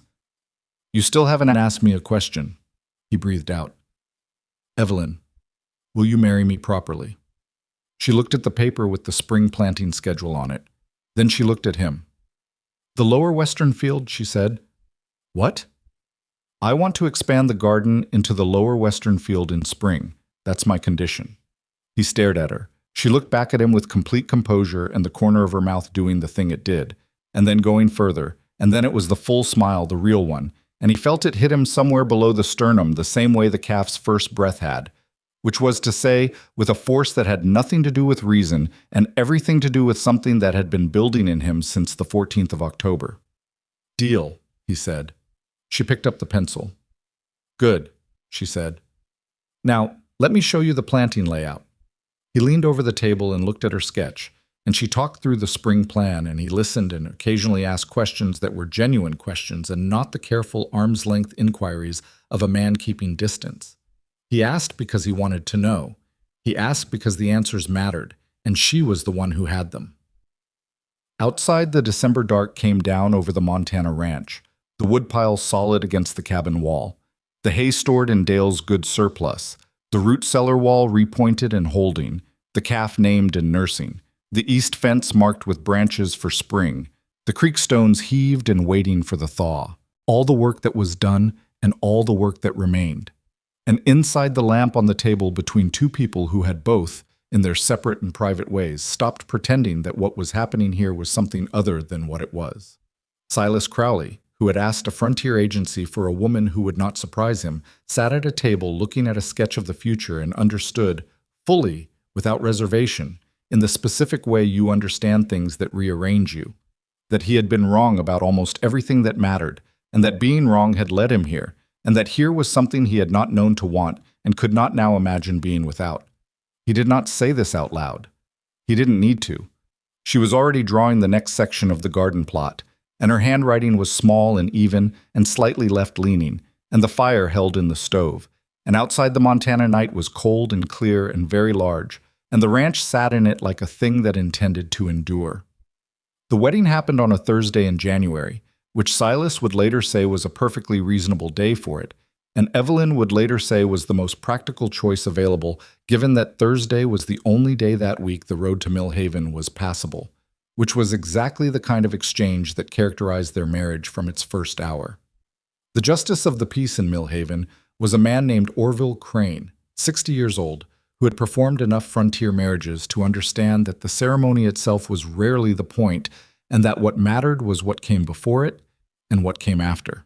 He read the words without ornamentation. Silas and Evelyn stood before him in their best clothes. Her dark blue dress, his good coat that had seen the trading post gathering and not much else since. And Dale Putnam and Mary stood as witnesses because Dale had found out somehow, which was not surprising, and had appeared at the ranch the previous Tuesday with Mary and the information that they intended to be there, which was not a request. Mary Putnam cried. Dale pretended he was not moved and fooled no one. When Orville Crane said the words were done, Silas looked at Evelyn, and Evelyn looked at Silas, and what passed between them in that look was not the starry-eyed bewilderment of two people who have just discovered each other. It was something older and more earned. The look of two people who had spent 3 months in close proximity to each other's actual character and had decided with full information that this was where they were going to stand. He kissed her. Brief, formal, a beginning rather than a declaration. Her hand tightened on his arm for just a moment. They drove home through the January cold with Dale and Mary's wagon following at a short distance, and Mary had somehow produced a small cake from a covered dish she had brought, and they ate it at the kitchen table that evening with coffee and the fire running high. And it was, Silas thought, not a bad way to start a legal fact that had already been an emotional one for some weeks. "Well," Dale said, on his second piece of cake and his third coffee, "you've done it now." "I've done what now?" Silas said. "Committed yourself." Dale gestured with his fork. "No going back." "I don't want to go back," Silas said, and he meant it simply, without performance. And Dale looked at him with the expression of a man who had known Silas Crowley for 7 years through one emotional winter and several difficult ones, and was now seeing something he had not expected to see. He did not say anything about it. He just nodded and ate his cake. After Dale and Mary left, Silas and Evelyn washed the dishes together, which was a thing they had never done at the same time. One had always finished while the other was elsewhere. It was a small adjustment, the kind a household makes constantly without remarking on it, but it meant standing side by side in the kitchen lean-to with their elbows occasionally touching and the lamp throwing warm light on the wall, and it had a quality of newness that was different from every other new thing that had happened in the last 3 months. "Orville Crane," Evelyn said, rinsing a cup. "Was he always like that?" "Like what?" "He kept looking at me during the ceremony as though he expected me to change my mind." "He's seen a few people change their minds mid-ceremony," Silas said. "Makes a man cautious." "Did he expect you to?" "He's known me longer. He knows I don't say things I don't mean." She handed him the cup to dry. "Neither do I." "I know," he said. "That's one of the reasons." She turned and looked at him. He looked back. And then they went on washing dishes, which was not unromantic. It was something better than romantic, which was ordinary and chosen. January gave way to February the way a hard month always gives way to a harder one, except that this February was different from every February Silas had lived through on the ranch because it was not a solitary season. 2 people in a cabin in Montana. Winter generated a different kind of warmth than one, not just the physical arithmetic of shared body heat, though that was real too, but something in the quality of time itself. The days had weight and shape.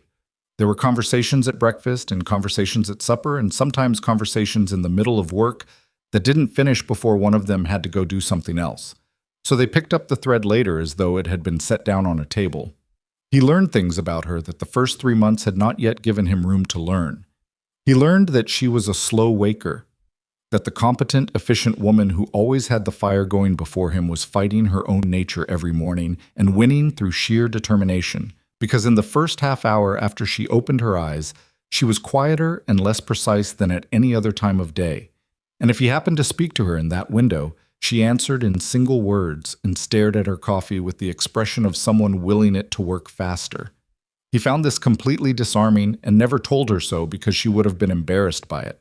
He learned that she had a temper she kept very tightly contained, and that the containing was something she had practiced so long it was almost invisible, except when something genuinely frustrated her, at which point a muscle in her jaw moved and her sentences got shorter, and she said exactly what she meant with no softening at all, and the honesty of it was bracing in the way of clean, cold water. It shocked you, and then you appreciated it. He learned that she sang when she was alone in the barn. Not performing, just singing to fill the space the way some people fill space with humming or whistling. Old songs, not hymns, the kind of songs that come from work and weather. She stopped the day she realized he had come in quietly and was listening, and her expression was the expression of someone who has been caught at something private. He didn't say anything about it, but he listened for it afterward, from a distance where she couldn't hear him listening. She learned things about him too. He could tell by the small adjustments she made, the way she stopped asking him questions before the coffee had been in him long enough to work, the way she learned to hear the difference between his silences, which were many and varied, and had learned to distinguish between the silence that meant he was thinking and the silence that meant he was troubled, and the silence that meant he had already decided something and was simply waiting for the right moment to say it. They learned each other the way you learn a piece of land, not all at once, not with any single revelation, but by being in it across seasons and watching how the light falls at different hours and where the water goes when it rains. The first week of March, the creek stones got reset. The ground had firmed the way Silas had said it would, and on a morning that was still cold but carried the first faint suggestion that cold was not permanent, he went to the crossing with a pry bar and a bucket of sand and reset both stones solidly and packed the gaps and stood on them to test them. They held. It was a minor thing. One item off the list Evelyn had written on that November morning. But he walked back to the cabin feeling the particular satisfaction of a man whose ranch is in order, which was different from how he had felt about his ranch in October, when the order was always provisional and the sense that things were falling behind was constant and low grade. The plowing of the lower western field began in the last week of March. This was Silas with the draft horse and the single-bottom plow, working the soil that had been fallow 2 seasons and had the density of ground that has been left alone too long. It was hard going. The horse worked and Silas worked, and the field gradually turned over one row at a time, and on the 3rd day Evelyn came out with water and walked the rows he had done, crouching to look at what the plow had exposed. "The soil is exactly what I thought it was," she said. "Is that good?" "It's very good." She stood up and brushed her hands on her work skirt. "There's more organic matter in this field than in the kitchen garden plot. It's been composting itself for 2 seasons. She paused. "This is going to grow things." "That's the general idea of a garden." She gave him a look that was not quite the jaw muscle look but was adjacent to it, and he went back to plowing, and behind him he heard something that might have been a small sound of amusement if she had been a person who made such sounds freely, which she was only beginning to become. The wheat on the upper half of the western field went in April.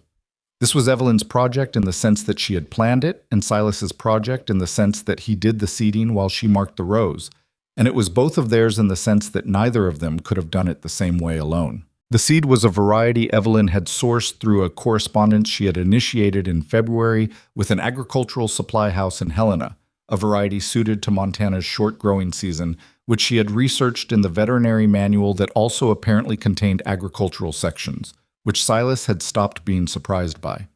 He watched her mark the first row with stakes and string, precise and level, and thought about the woman who had stepped off a train in October with both bags in her hands and looked at the platform as though she was already measuring it. "What were you afraid of," he said, "when you came here?" She looked up from the stake she was pressing into the earth. "What?" "You said you came because you wanted to choose the terms. But you must have been afraid of something." She sat back on her heels, considered the question with the seriousness she gave every genuine question. "That it would be the same," she said, "that I'd come 1,000 miles and find another man who looked at me and saw a housekeeper with a face." She paused. "Or worse, someone who looked at me and saw someone to manage. And instead you got someone who tried to ignore you." "You didn't try to ignore me," she said. "You tried to keep your distance. There's a difference." She pulled the string taut between 2 stakes. "Distance I could work with. Distance closes." He thought about the first morning, the coffee she had already made, the questions on the wagon road. "You were patient," he said. "I was strategic," she said. "There's a difference there, too." She glanced up at him. "I didn't have a lot of options for retreat. I'd used them all to get here." He understood this. The 30-year-old woman from Ohio who had packed a veterinary manual and a set of strong opinions and gotten on a train to Montana. She had not had a backup plan. This had been the plan, and she had worked it with everything she had. "I'm glad you did," he said. She pulled the next stake from the bucket. "So am I," she said, and went back to work.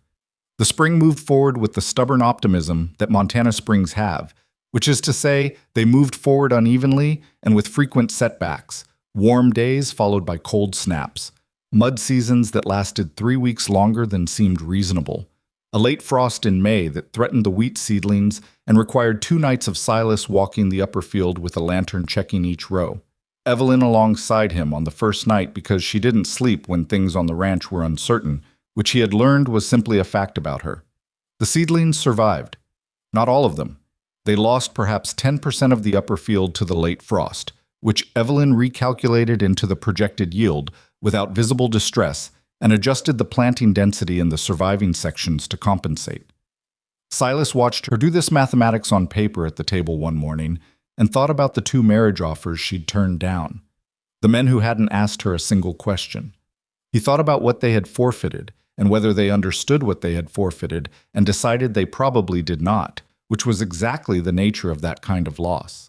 The garden in the lower western field came in through June and July with the productivity that Evelyn had predicted, which was to say it came in abundantly and required more canning than Silas had ever done in his life. He had never canned anything. He had a vague sense that canning involved jars and heat, and the kind of patience he mostly applied to livestock and fence line. Evelyn taught him on a Saturday in July when the first green beans came ready, standing beside him at the stove with the same matter-of-fact instructiveness she brought to everything, not making him feel incompetent for not knowing and not pretending the skill was more complex than it was. "The seal is the important thing," she said. "If the lid doesn't seat properly, the whole jar is compromised."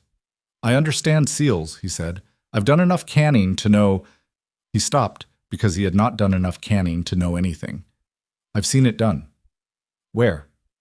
"My mother." A pause. He had not mentioned his mother before. "Tell me about her," Evelyn said. He pressed the lid onto the jar, felt it seat, set it aside. "She was a practical woman," he said. "Like you." "That's a description, not a story." He picked up the next jar. "She came west from Missouri when she was 24, alone, which was unusual then. She didn't have family to follow. She just decided she wanted land and she came to get some." He paused. "She got it. 40 acres, then 80. She built the original cabin on this property." Evelyn went still. "This was her land," she said. "My father added to it, but she started it." He pressed the next lid. "She died when I was 19. Same winter, same kind of cold. There wasn't a doctor close enough." He had not told this to many people. It sat differently outside of him than it sat inside. Less like a wound, more like a scar that had been there long enough to be just another part of the landscape. "She would have liked you," he said.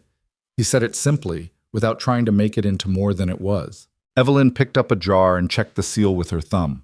She didn't say anything for a moment. Then she said, "Tell me more about her." And he did, standing at the stove in July, with the steam rising from the canning pot and the summer light coming through the kitchen window. And it was the longest he had talked about his mother to anyone and the easiest. And when he was finished, he felt not lighter exactly, but more complete, as though a room in himself he had kept shut for years had been opened and found to be just a room, not anything more difficult than that. August brought the wheat harvest. It was not the largest harvest in the Millhaven district by any measure, and Silas had not expected it to be. This was the first season on the field, the first year of a rotation that would build over time, and first years were about establishing the ground as much as about yield. But the yield was real, and it was sellable, and it was a kind of income the ranch had not had before, a second stream running alongside the cattle operation. And when Silas drove the grain into Millhaven and came back with the payment, he sat at the table and put the money down and looked at it, and felt something he had not felt about this ranch in a long time, which was possibility. Evelyn looked at the money. She did not say anything for a moment. Then she said, "Next year will be better. The soil will have another year of amendment and will plant earlier." "I know," he said. "And the year after that? I know." He put his hand flat on the table beside the money, not on top of it, not covering it, just beside it. "It's a good start." She looked at him. "Yes," she said. "It is." The Graves situation resolved itself in the way that situations driven by overconfidence and fast money often resolve. Not dramatically, not in any single moment, but gradually, and through the accumulated weight of poor decisions meeting honest consequences. By autumn of the first full year, word through Dale Putnam's reliable network was that Graves had sold back 2 of the valley pasture rights he had acquired in his fast November buying, including one that bordered a property he had also acquired and now needed to access, which created a legal tangle that cost him more in lawyer fees than the pastures were worth. The Harmon stretch, the 15 acres on Silas's south border that Graves had taken specifically and pointedly, he held. Silas had accepted this. It was property, not war. And Silas was not the kind of man who organized his life around the actions of other men. The border was what it was. The western field worked around it. The moment when this particular story truly closed came on a September afternoon when Silas was in Millhaven for supplies and ran into Donatello Graves at the trading post. They had not been in the same room since the gathering the previous October.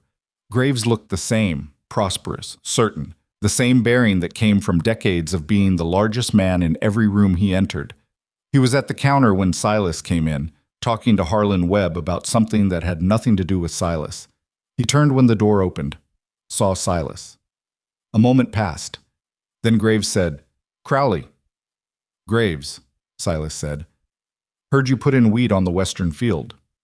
First year came in well, Silas said. Graves nodded. He had the expression of a man assessing something he had expected to go differently. Your wife's idea?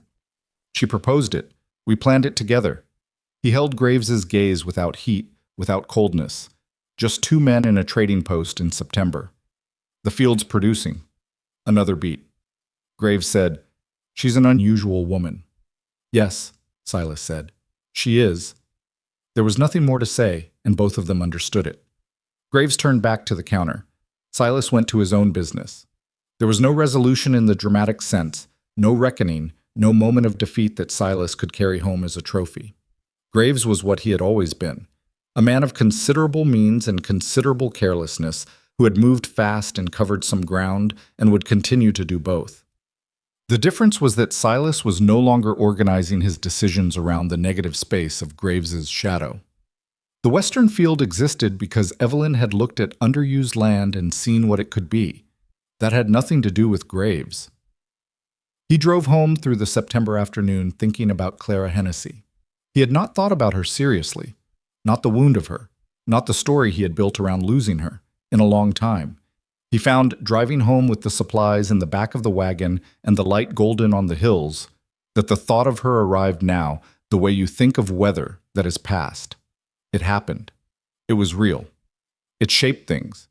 And now it was simply part of the history of the ground he stood on, the same as his mother's first 40 acres, and the year the North Pasture fence failed in a spring flood and the calving season that went badly in 1880. Things that made the land what it was. He turned into the ranch road and the cabin and barn came into view, and smoke was coming from the kitchen chimney, and the garden in the lower western field was visible from the road. The late summer growth visible even from here, tomatoes and dried bean rows and the sprawling pumpkin vines Evelyn had added in June, because she said they were good for the soil, and also because, and he had watched her face when she said this, she liked pumpkins. He unhitched the horse and put away the wagon and carried the supplies inside, and Evelyn was at the stove and the cabin smelled like the end of summer and the beginning of fall, and she said, "How was town?" without turning. "Ran into Graves," he said. She turned then. "And?" "And nothing," he said. That's the whole story. And nothing." She looked at him for a moment, reading whatever was in his face with the attention she gave everything. Then she turned back to the stove. "Good," she said. "He said you were unusual." "He's not wrong." "He's not," Silas agreed, and sat down. The second winter was easier than the first, not because the weather was gentler, it wasn't, Montana didn't believe in mercy on that particular front, but because they were a different household than the one that had faced the first winter. The root cellar was full. The hay was in.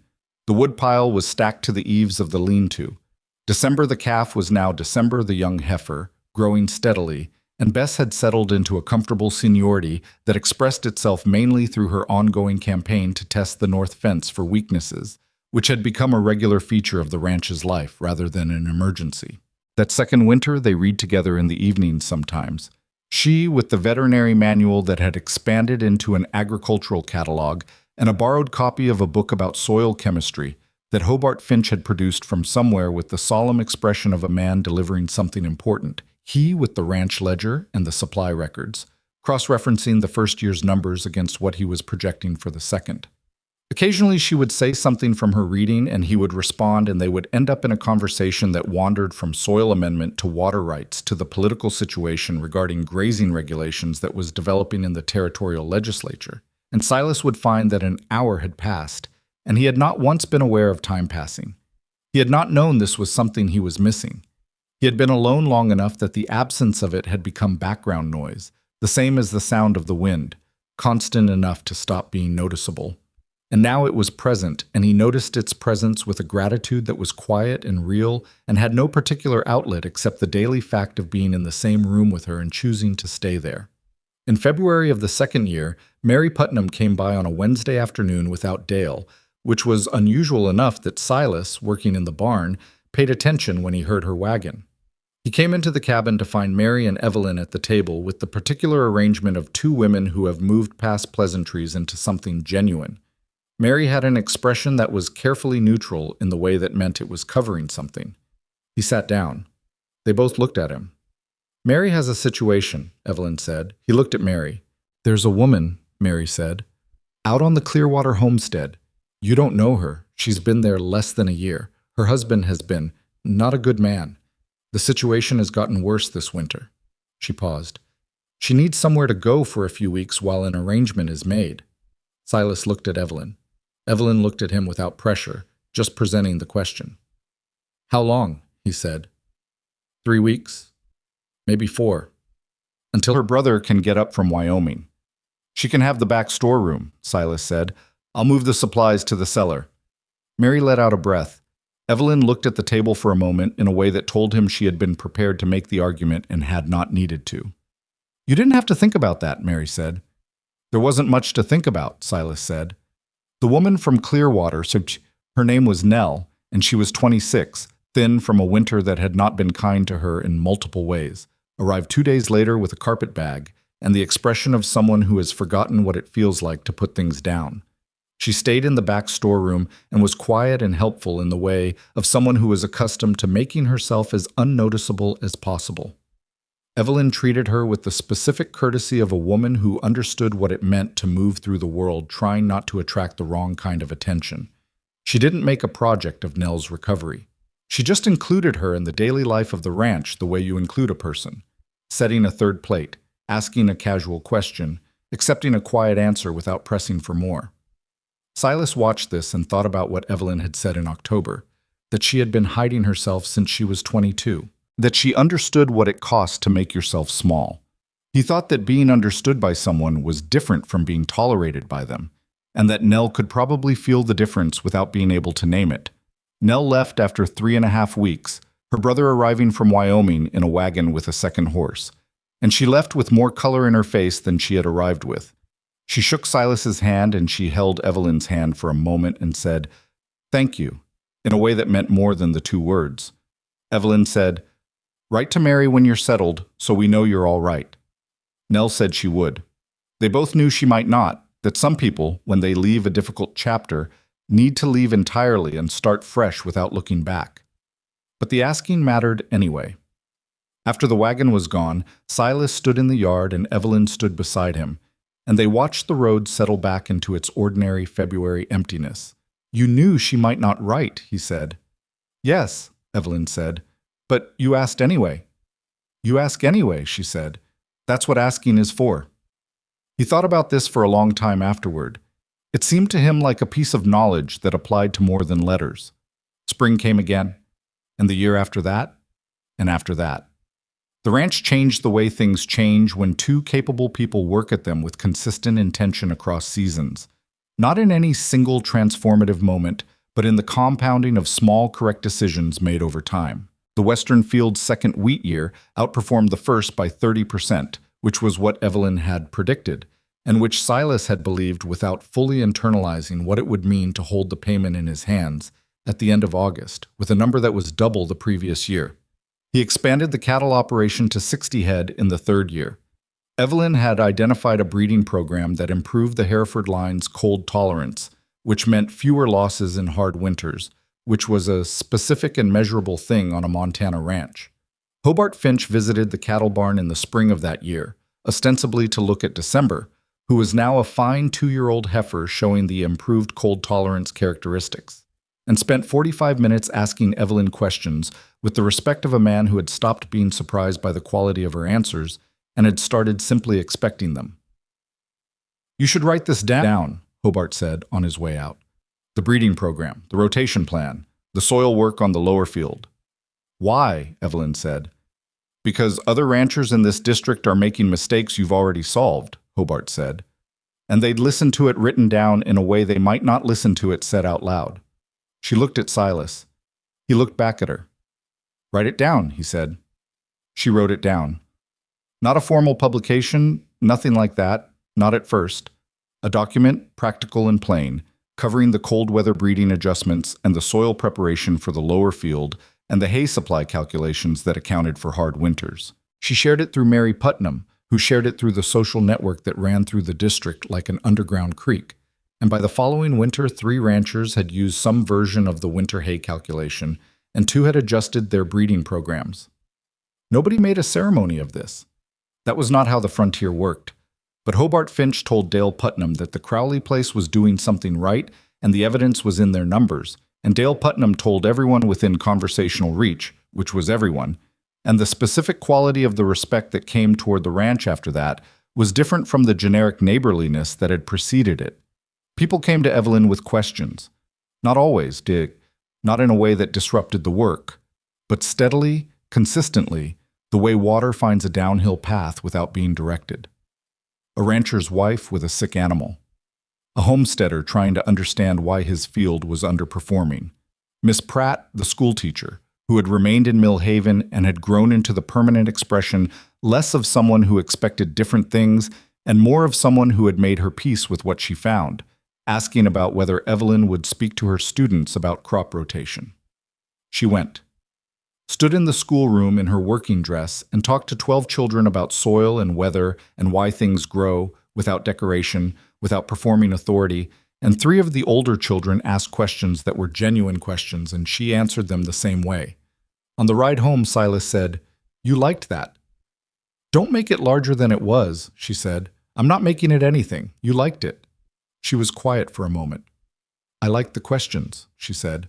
The older girl, the Finch girl, she asked about water retention in clay soil. She'd been thinking about it. A pause. Someone had let her think about it. He understood what she meant. Someone had not told the Finch girl that clay soil retention was not her business to think about. "You should do it again," he said. She said nothing, but she did it again the following month, at Mary Putnam's suggestion, and the month after that. The 5th year was the year Donatello Graves sold the Harmon stretch. Not to Silas. The offer did not come to Silas directly, which was consistent with the way Graves operated, which was never directly if indirectly was available. It came through a land agent who appeared at the ranch on a Tuesday with a figure and the information that the land was available if Silas wanted it. He did not consult Evelyn before he answered. He did not need to. He had spent 5 years in conversation with her, and he knew what she would say because he knew how she thought, and he knew what the land would mean for the expansion they had been planning, and the number the agent offered was reasonable because Graves needed to move capital and had stopped pretending the drainage problem on that field was not a drainage problem. "Tell him yes," Silas said. He told Evelyn when the agent left. She stood in the kitchen looking at the window for a moment and then said, "We'll need to address the drainage before we can use the field for anything." "I know. There's a French drain approach that might work on the subsurface water. Write it down," he said. She looked at him. "The drainage solution," he said. "Write it down. Someone else in the district is going to have the same problem." She studied him for a moment with those gray eyes that he had spent 5 years learning and was still learning. Then she went to the table and got the pencil. He sat across from her and watched her write and thought about all of it. The letter he had sent to the agency's letter back, the train platform in October with a woman in a dark gray dress carrying both bags. He thought about the 14 questions on the wagon road, the hay, the root cellar wall, the blizzard and the barn and the lantern and the calf. Named December breathing her first breath in the cold.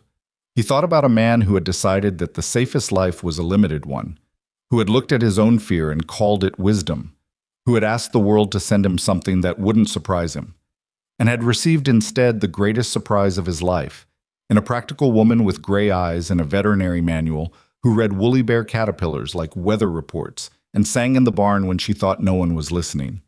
He thought about what that man had been afraid of, what Clara Hennessy had represented. Not a person, really, but a proof of his own vulnerability. And how he had built an entire philosophy around avoiding that vulnerability, and how completely and thoroughly that philosophy had failed to protect him, and how fortunate he was that it had. Because the thing he had been afraid of, being seen, being known, being changed by knowing someone, was exactly what had happened. Evelyn had seen him from the first day, the real version, the man underneath the careful distance, and she had not been fooled by it, and she had not been damaged by it, and she had simply worked alongside it until it had nowhere left to live. You could not protect yourself from the right person.